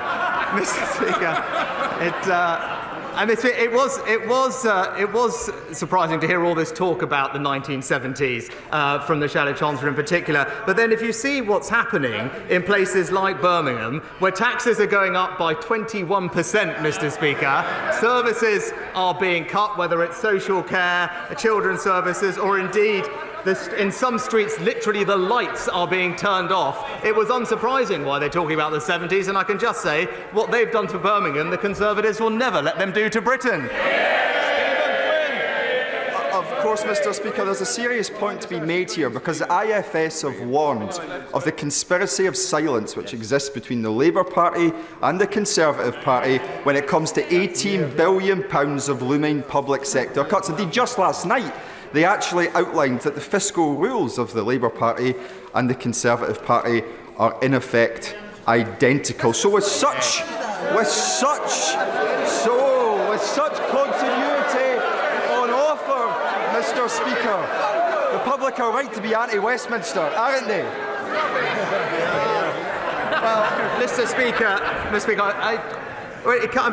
surprised to hear him quoting the IFS because the IFS also described the recent SNP budget as, in their words, misleading, and said in their words that pain is almost certainly coming. It is a savage tax and acts budget, Mr. Speaker, a savage tax and acts budget. Because here's the reality of it. Whilst NHS spending in England is going up in real terms, in Scotland it is going down, Mr. Speaker. And while taxes are being cut by the UK government, it is the SNP government that is putting them up. And that is the contrast. Where the SNP or indeed Labour are in charge, it's working people that pay the price. Thank you, Mr. Speaker. The Prime Minister quite rightly often criticises... And the time is almost exactly 12:15. Natasha and I will be going over what you have just heard shortly. A couple of you asking me whether Diane Abbott is in the House. The short answer is I don't know, but I don't think, given that the opening salvos of PMQs this week were not about her, I don't think that she will be necessarily as keen to speak this week as she was last week, but I'll have a proper look while you listen to this. James O'Brien on LBC. James O'Brien on LBC. It is 18 minutes after 12, and I think if there were congratulations, then they would be issued now, because you hit everything there, didn't you, pretty much, on your predictions, and up to and including the conclusion with the call for a general election. As you did say, he did say quite a lot in his introductory remarks, didn't he? I'm going to play myself down now. Yeah, well, I don't know. Everything you mentioned came up, so you got a 100% tick, hit. General election tick, Rwanda tick. So, yeah, happy days to me. Yes, it was, I think Rishi had some Weetabix this morning, hadn't he? Clearly been told to give it a little bit more welly this time. This is obviously the last Prime Minister's questions before the Easter holidays, before MPs go and break up. And obviously he has a crucial test later today when he's going to face his own MPs in the 1922 committee. So this is really sort of part one of the Rishi Fight Back day. Stop plotting. Rishi Fight Back number 73? Sure, exactly. Yeah, whichever number you'd like to say. But yeah, hitting, back at what has happened over the weekend about the reports of plots, about the reports of people trying to oust him. He's got to come back and say something. This has been the first time he will be in front of his own MPs. So in a way, it's really for them more than it is for us today. It's about a message that he's going to try and give them to say, look, I'm still up for the fight against Keir Starmer. And I think he did attempt that, but I thought, to be honest with you, I thought it was pretty poor from both sides today. I didn't feel either of them were It wasn't vintage. fantastic. Starmer had a very good joke about a sword of Damocles. That was very funny when he was talking about Penny Mordaunt, who obviously carried the sword at the King's coronation. So talking about the sword of Damocles and her holding it over his head. Like I say, another reference to those reports over the weekend that it could be she who is plotting to replace the Prime Minister. However, I don't think that's very true for most of the MPs that I've been speaking to this week. A lot of them sort of shrug their shoulders and go, eh? You wouldn't want to take over before the election, would you really? Unless your ambition was blind. The challenge, it's a talk about a poisoned chalice. Exactly. Why on earth would you want to be Prime Minister for less time than Liz Truss was? The members, the MPs, would only want to propel somebody into that position if they felt it increased their own chances of retaining their seats at the next election, and it doesn't really feel as if there is any king across the water in that context. I don't think so. I think Penny Mordaunt is quite popular with both Tory grassroots support. They seem to absolutely love her, and I think she probably does have a little bit more of an appeal among the British public, just in terms of her sort of general demeanour. I think she could appeal to probably more people than Rishi Sunak might be. He's not as much of a people person, I think, as she is. She's a better campaigner than he is. I think that's probably fair to say. But she came closer than people realised, didn't she? This is during the last go. Yes, I can't remember exactly how many MPs she had, but it was within a whisker of Rishi Sunak in the end. It was, I can't remember exact numbers, I think within 20 to 30 MPs. If either of them had gone the other way, then history could have been very, very different. So she was the runner-up, as it were, in that contest. So, it all could have been very different. So I think people are just naturally looking around who may be their saviour waiting in the wings. But like I say, I don't really think there is one. So what, I mean, the prospect of PMQs being Groundhog Day for the next 6 months is quite real, isn't it? So Keir Starmer keeps pointing out things that aren't going terribly well, and Rishi Sunak keeps accusing the former lawyer Keir Starmer of having once been a lawyer. Yep, and also not having a plan. We've heard that one before, and I'm sure we will hear that one again. You don't have a plan, Labour will take us back to square one. That's a line that they've clearly trotted out that clearly works with the focus groups. Yeah. It would be nice for us journalists if we they could say mix that it up every week. We say that every week. It clearly works with the focus groups. They're on 20% in the polls. Well, who are these focus groups that it works with? Yeah, you make a good point. Maybe they're not telling them the truth. Maybe the people have infested the focus groups. Maybe. They've kind of hijacked them. Because nobody's sitting there going, yeah, this is really great, you should do more of this. Because if they were, they'd be going up in the polls, not down. And the Prime Minister, today had a bit of a better argument to talk about inflation, to talk about the economy starting to pick up, which is obviously the narrative that they want to start to talk about. But even it felt like he, was on the back foot on that today after Keir Starmer's questions about, the dire state of things, about Rwanda, about the amount of money that's being spent on not just hotels but all forms of asylum seeker accommodation, about the crisis in prisons. Alex Chalk, the Justice Secretary's face was he was trying not to show any emotion when Keir Starmer said to him, there's a report in today's Times saying that he was one of his staff was told, which would you prefer, let prisoners out early or stop people going to prison and stop people just letting people off at all? And that is going to become a really big problem for the Conservatives in the next couple of weeks and months, because as reports say, there's less than 200 places. They've got to do something, and they don't want to bring this bill forward for some reason. And the backlog as well of cases waiting to come to court is still absolutely enormous as well. So it's a proper critical mass type scenario, isn't it? Yep. So what's his job tonight? What is he? Because he doesn't have to address the 22. Presumably someone's had a word in his ear and said, I think you should talk to the troops, Prime Minister. What's his job? What will he be trying to do? Just sort of tell everyone to stop picking on me, or? Well, it will. So they will argue it's a scheduled meeting, and he does usually have these meetings with the 22 at the start and end of term. So they'll probably go, this has always been in the diary for a long time. It's not in response to the weekend's events. That's what they'll say. He has to convince them that he's the guy and to stop trying to plot to oust him. That is really... But what are you hearing? Are there plots to oust him? Because we seem to be... Do you know the really strange thing? So I don't really care about any of it. Do you? Hand on heart. I do care, no, yeah. Really? I'm you interested. Can't say no because you're the political editor. No, I am but interested. normally, internecine warfare, normally it's quite riveting and engaging. But with this lot... This one isn't, I think, because everybody realised that it wasn't true quite instantly. I think everybody realised that Penny Mordaunt was not about to try and stab Rishi Sunak in the back, and everybody started, therefore, to go, OK, who is putting about this briefing? And it wasn't just one or two people. It was a few MPs, a few mischievous MPs putting about this. What I think the aim was to do was probably more to destabilise Penny Mordaunt as a potential leadership rival. So my eyes would really be on some of the other potential leadership rivals. Lord, you've made it interesting. There you That's go. Extraordinary. You've just literally made me think. Also, who's actually who else? Come on, who else wants to be Tory leader? Someone's trying to tarnish Penny Mordaunt ahead of the game. The most obvious contender for that position would be Kemi Badenoch. You might think so. Whose ambition seems to be dwarfed only by her. What was perhaps a nice way of putting it? Insensitivity. Sensitivity. I say it's the opposite. She's a very sensitive human being, isn't she? But yes, is it her team briefing against Penny Mordaunt? Is it other people that might want to be Conservative Party leader? Suella Braverman might want to be Conservative Party leader as well. Is it just a bit of mischief being cooked up? Look, like I said last week, it's fair to say that the mood in the Conservative Party has really gone off a cliff in the last week or two.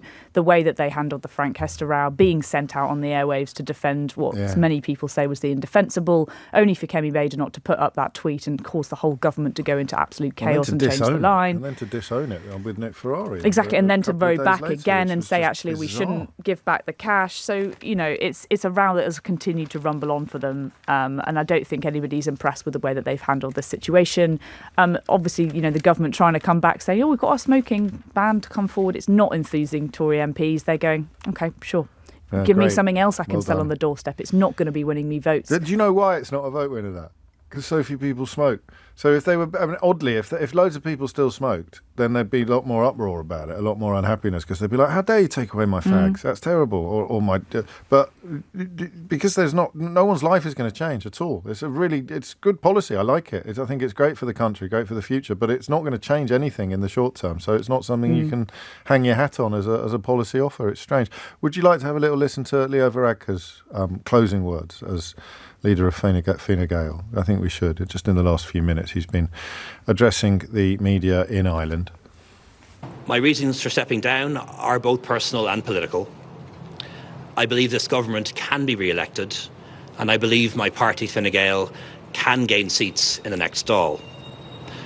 Most of all, I believe the re-election of this three-party government would be the right thing for the future of our country, continuing to take us forward, protecting all that's been achieved and building on it. But after careful consideration and some soul-searching, I believe that a new Taoiseach and a new leader will be better placed than me to achieve that, to renew and strengthen the team, to focus our message and policies, to drive implementation. And after 7 years in office, I don't feel I'm the best person for that job anymore. There are loyal colleagues and good friends contesting local European elections, and I want to give them the best chance possible. And I think they have a better chance under a new leader. I am standing aside in the absolute confidence that the country and the economy are in a good place, and that my colleagues in government from all three parties, Fine Gael, Fianna Fáil and the Greens and the Oireachtas, will continue to work hard for the nation's best interests. On a personal level, I've enjoyed being Taoiseach, leader and a cabinet member since March 2011. I've learned so much about so many things, met so many people who I'd never have got to meet, been to places I would never have seen, both home and abroad. And I am deeply grateful for it. And despite the challenges, would wholeheartedly recommend a career in politics to anyone who's considering it. However, politicians are human beings and we have our limitations. We give it everything until we can't anymore, and then we have to move on. I will, of course, continue to fulfil my duties as Taoiseach until a new one is elected, and will remain as constituency TD for Dublin West.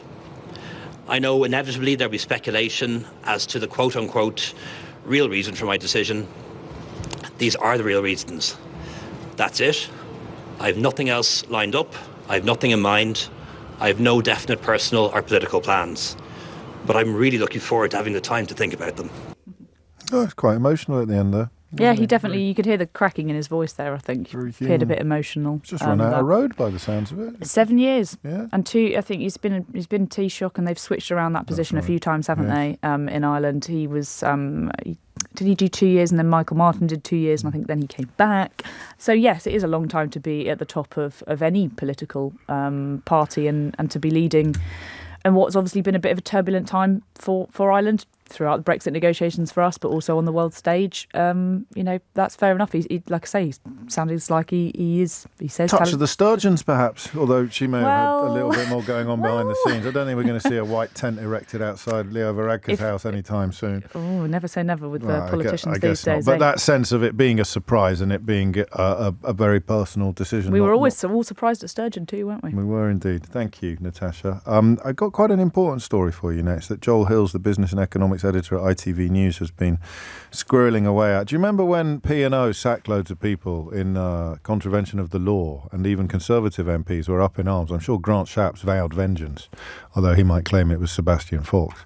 Grant Shapps vowed vengeance. Well, Joel is one of the few journalists who's been keeping a close eye on what P&O have been doing in the aftermath, and I think you're going to be as surprised as I was. We'll catch up with that after the very latest news headlines with Amelia Cox. James O'Brien on LBC. James O'Brien on LBC.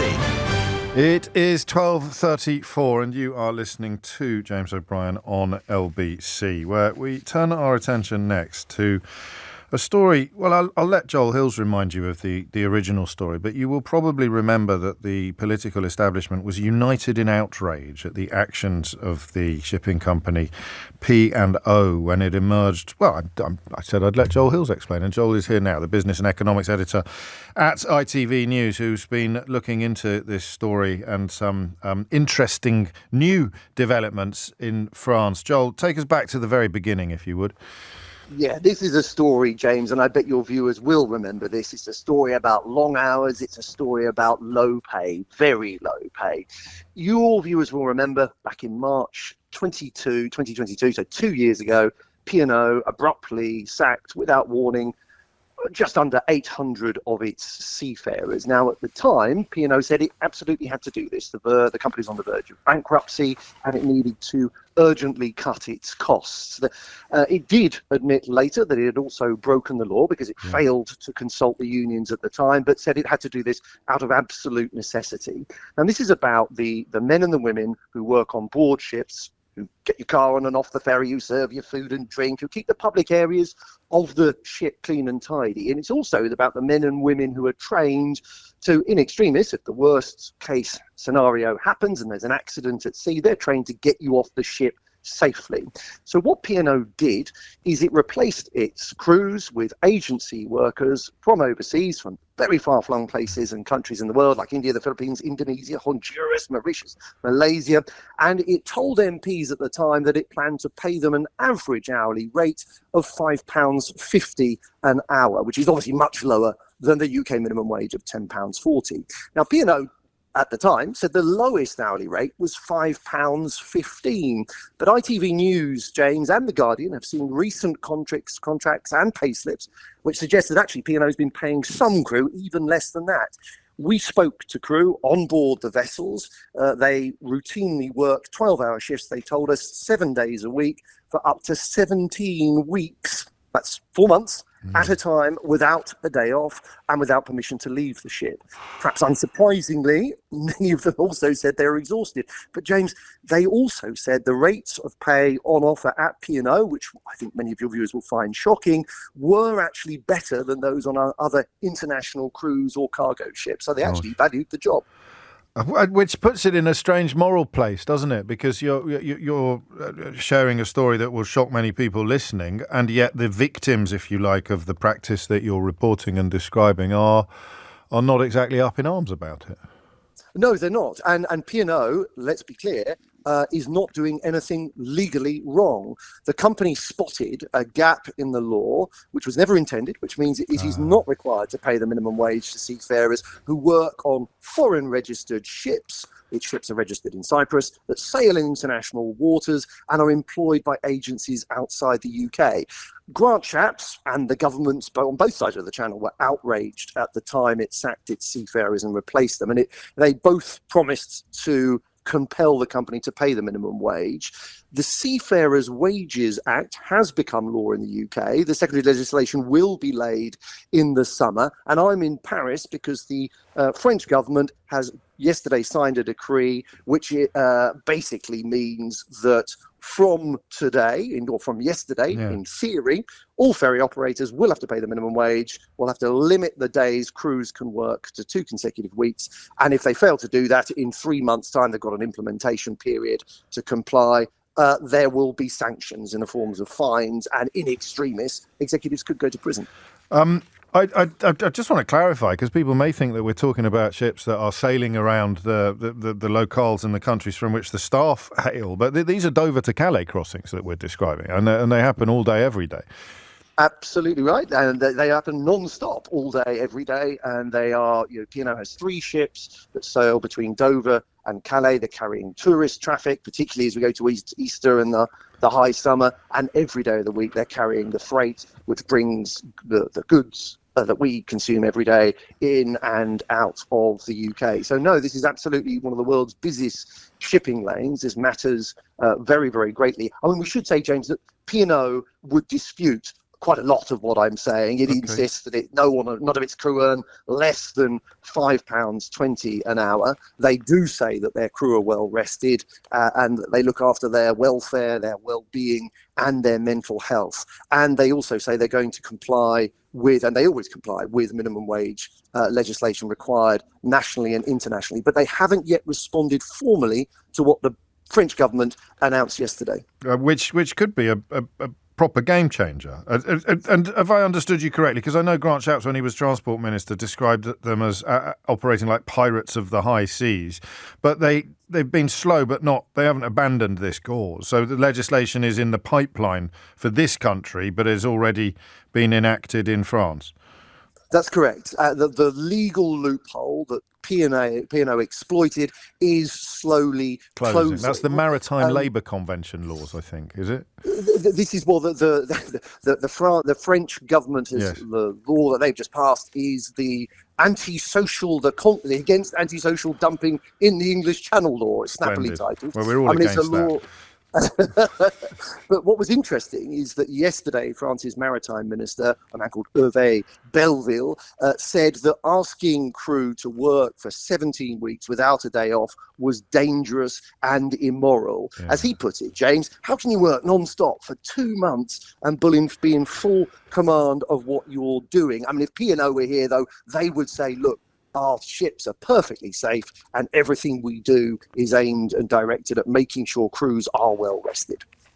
You'll like this. Steve's been in touch while you've been speaking to say, as one of the 784 unlawfully sacked by P&O 2 years ago, I am shocked, in capital letters, shocked, I tell you, to hear what they are up to now. And I mean, that's the point, really, isn't it? That this is the importing almost of a foreign economy. It's wages that are acceptable to people who are never going to be living in Britain or in France. And it's a question next of appetite, of whether or not £7,400 fines per crew member involved still looks like good business to P&O, because we all remember that interview where one of their executives essentially said, yes, we have broken the law, but it's worth it in the great scheme of things. Yes, Steve, absolutely right. And we should also remember, James, that actually seen in purely business terms, this decision to sack the staff and replace them with agency crew has been a huge commercial success. Yeah. P&O's competitors say that by cutting its wage bill, it's enabled the company to undercut them on price. On that Dover-Calais route, P&O is winning customers from DFDS, a ferry operator which does pay the minimum wage, from Eurotunnel, the operator which does pay the minimum wage. Brittany Ferries, yesterday I spoke to their president, and he told me unless politicians respond, his company would either disappear or have to copy P&O by pursuing the same sort of thing. Exactly the same thing, something which he said he was not prepared to do. The bottom line here, James, is that P&O knew that when it sacked its staff 2 years ago, there would be outrage, but it gambled that the shock and the anger would fade. And today, bookings are up, its costs have been cut, and that gamble appears so far to have paid off. You went undercover, did you, on one of the boats, or are you too easily recognisable? You had to deploy some patsies. No, not me. Definitely not patsies. My very able and brilliant colleague went undercover. He posed as a passenger, yes. And he engaged in conversations with staff. And they told us, staff with agency crews, that they shared information. Obviously, we are bending over backwards to protect their identities for obvious reasons, but no, they were happy to share their experience of working, what it's like to work on board a P&O ferry, and the hours are extremely long. The rates of pay are rates that no one in Britain, I suspect, would accept, or no one in Britain would be legally allowed to accept if they were working on shore, but which P&O insists have absolutely saved the business. What a cracking story. How are you getting back yourself? Are you coming back on a boat, or are you catching the train? We're catching the train. We're speeding towards London, hopefully, before too long. Well, good luck and bon voyage, and do take care. The situation on the railways back on this side of the English Channel is far from enviable. Joel Hill's there, the business and economics editor at ITV News, bringing you up to date with a story that everybody insisted. They united, didn't they, the politicians, in saying something must be done. And, in France, something has been done. But on this side of the channel, things seem to be moving a little more slowly. It reminds me, and this will probably sound a bit weird to you, of what we said about social media at about 11:30 today, is that these companies will not do anything unless they are required to do so with either the threat of jail or financial penalty. So they find a loophole under which they can pay people. They can sack all the British workers who were on proper salaries and had union representation, just sack them illegally in contravention of employment law, because it works out as a financial calculation, even to absorb whatever punishments are put in place for that. They save more by hiring this army of agency workers on a fraction of the wage that would be legally required in this country. And then the only way you can get them to start observing employment or wage legislation is to either threaten them with fines or, as Joel said, to send them to jail, which is exactly what we said about social media companies. They're never going to do it for reasons of humanity or otherwise. And I should just stress again that Joel was reminding us throughout that P&O will and indeed do dispute some of the detail in his reports. It is 12:45. James O'Brien on LBC. James O'Brien on LBC. It is 10-1 and you're listening to James O'Brien on LBC. If you're just joining us, I suppose the big news of the day happened on the other side of the sea. It was Leo Varadkar stepping down as leader of Fine Gael, which of course means that Ireland will have a new Prime Minister by, I suppose, the middle of April, quite possibly. But back in Blighty, I can ask you a question that you probably won't answer, Henry Riley, because you're a scrupulously impartial professional journalist and not a gob on a stick like me. But outside of work, yes, as you're a bit of a man about Putney, I'm told. Well, you kind of a bit of a roue. Pretty big over there. Yeah, pretty big in Putney. Yeah. Have you ever heard anybody anywhere talking about Rwanda outside work, journalism and politics? No. No, nor have I. And yet here we are again. Oh no, here we go.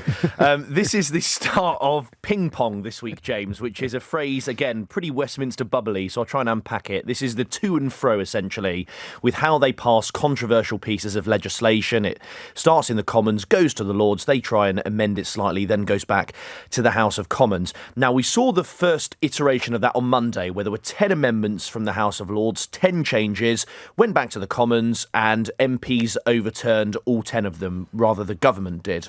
Now we're back to sort of square one with regards to that. It's gone back to the Lords. Likely there will be some further changes, so that the tally sort of dissipates every time. So this time, likely 5 or 6 proposed changes. We won't know till later this afternoon. The debate starts at around 4 o'clock. And as part of that ping pong, if they are voted through by the Lords, it will then go back, of course, to MPs to have their say. The difference with this is that firstly, in the House of Lords, there's a high representation of Liberal Democrats, Labour peers, and also crossbench peers who are not attached to a political party but have expressed concerns about this. And similarly, Conservatives in the House of Lords who were bitterly opposed to the plans, one of whom is Lord Debun, formerly John Gummer, the party chairman under Margaret Thatcher. And he spoke with LBC's Andrew Marr on Monday. Well, the government has said that Rwanda will be safe, but isn't safe at the moment. They're asking me to vote that it is safe. And I've never told a public lie in all the years, 16 years of being a minister. I'm not going to tell one now. It may well be safe in the future, but it's the courts that have to decide whether it will be safe. He puts it like that, and I mean, it's a relatively simple issue because he's just right. Well, and people from his wing of the Conservative Party certainly argue that, and indeed heavy hitters. Lord Clark, also one of those peers who's argued similarly.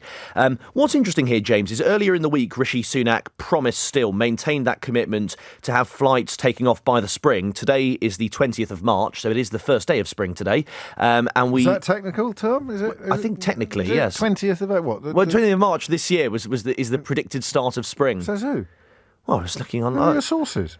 Well, I was looking. I think the Met Office. Spring is sprung. Breaking news. Spring is sprung. Well, the Met Office seemed to suggest it was today until roughly the 20th of. Until new one on me. I didn't realise that. I didn't know they. I mean, you'd have thought it would be more significant, like April the 1st or so. 20th of March just seems a bit meh. Bit throwaway, isn't it? Is it 3 days after Paddy's Day? Is that how they calculate? I don't know how they calculate. Well, anyway, the spring is sprung. A few days off. That then lasts obviously for a few months. So technically, how many? When does it end? Well, I read 20th of June. Half a story. 20th of June. And that becomes summer. But then people view early June as summer as well, don't they? So it all gets a bit sort of lost in the weeds. But anyway, there's still a bit of leeway for Rishi Sunak to have that first flight taking off to Rwanda. Another issue, though, James, is the scheduling. So MPs leave for recess from Tuesday, return on the 15th of April. So there's a bit of a gap there whereby they can actually get this bill passed, let alone flights off the ground. If it does pass today, then that's fine. It's all done and dusted. But next week, there are 2 business days which the government currently are not using. Now, people are questioning, indeed some Conservative MPs are questioning, why are the government not using that? The suspicion is they're using this as part of a sort of wedge issue to trap Labour. And so the longer this goes on, the closer to an election. If they can delay those flights, then it looks better for them. Also, James, what's interesting is the Home Office. Sources at the Home Office are suggesting that it would actually take 8 weeks from the bill passing to operationalise flights to Rwanda. So, again, the closer this can come to an election, the better for the Conservatives. Right. Well, they think. They hope. They hope. Because, I suppose a plane taking off, Suella Braverman would be very delighted. It's her dream to see it on the front page of the Daily Telegraph. But you're looking at a percentage of the overall backlog or the overall total. And Labour will go immediately in on how much each individual deportation has cost. Well, Neil Coyle said in the House of Commons Labour MP earlier this week that actually it costs the same amount as sending 6 people to space on Virgin Galactic. That's a great point. It's I a great love point. These kind of analogies. It's why we always measure things in double-decker buses in 1990s tabloids when I started my career. Or swimming pools. We always measure things in swimming pools, and now we measure them in space missions. How many people can you send to space? It was, speaking of space, well, not really. It was the vernal equinox. That's what's happened.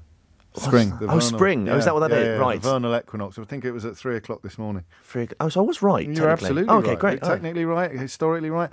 I don't know what it is. Don't ask me what it is. The vernal equinox. Stupid. Do you know? I like this because Henry's very young. Do you know what John Selwyn Gummer before he became Baron Devon? Do you know what he was best known for back in the day? No. You've no idea at all? I actually don't. Let me just check with my other youthful colleagues, because for somebody my age, his name is synonymous with feeding his 4-year-old daughter Cordelia a beef burger to prove that there was no such thing as mad cow disease. He's Environment Secretary. Or that British beef was perfectly safe. So his poor little girl on telly had to eat, Sheila will remember this, she had to eat a beef burger, didn't she? To prove that the beef was safe. She's got 3 heads now.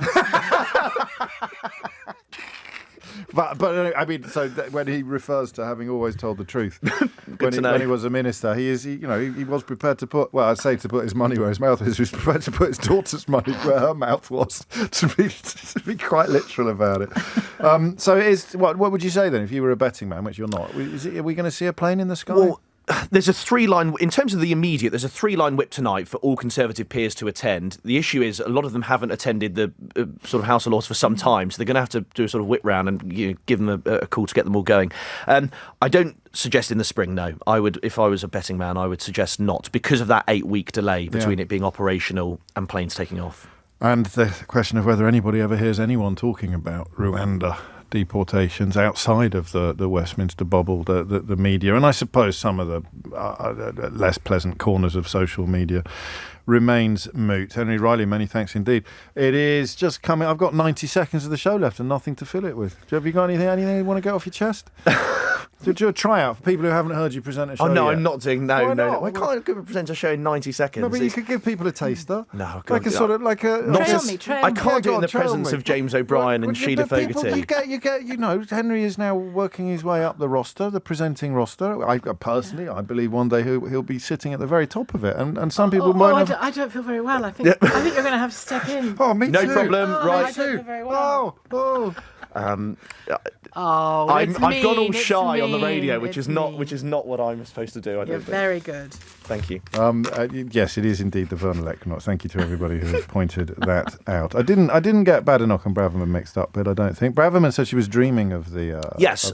She told the Telegraph that she was dreaming of her dream would be to see a flight take off. And of course, here you go. Kyle doesn't need you to be selling yourself. He says, as a night worker, I already know that Henry. Henry is brilliant. So there you go. He's the one. There you have it. It is coming up to 12:59 and you are listening to James O'Brien on LBC. I'll just read you this from John before I go. He says, I think the subject matter of James O'Brien's phone-in today about social media and young people is so important that the whole world should be listening to it. There are friends and colleagues that I would really want to hear it. And is there any way of getting a recording or a transcript of this morning? You can always listen to everything. You can catch up on Global Player, the official LBC app, where you can also pause and rewind live radio. You can also find it these days on YouTube in glorious Technicolor, although not until shortly after we finished. So download the Global Player for free from your app store or head to globalplayer.com.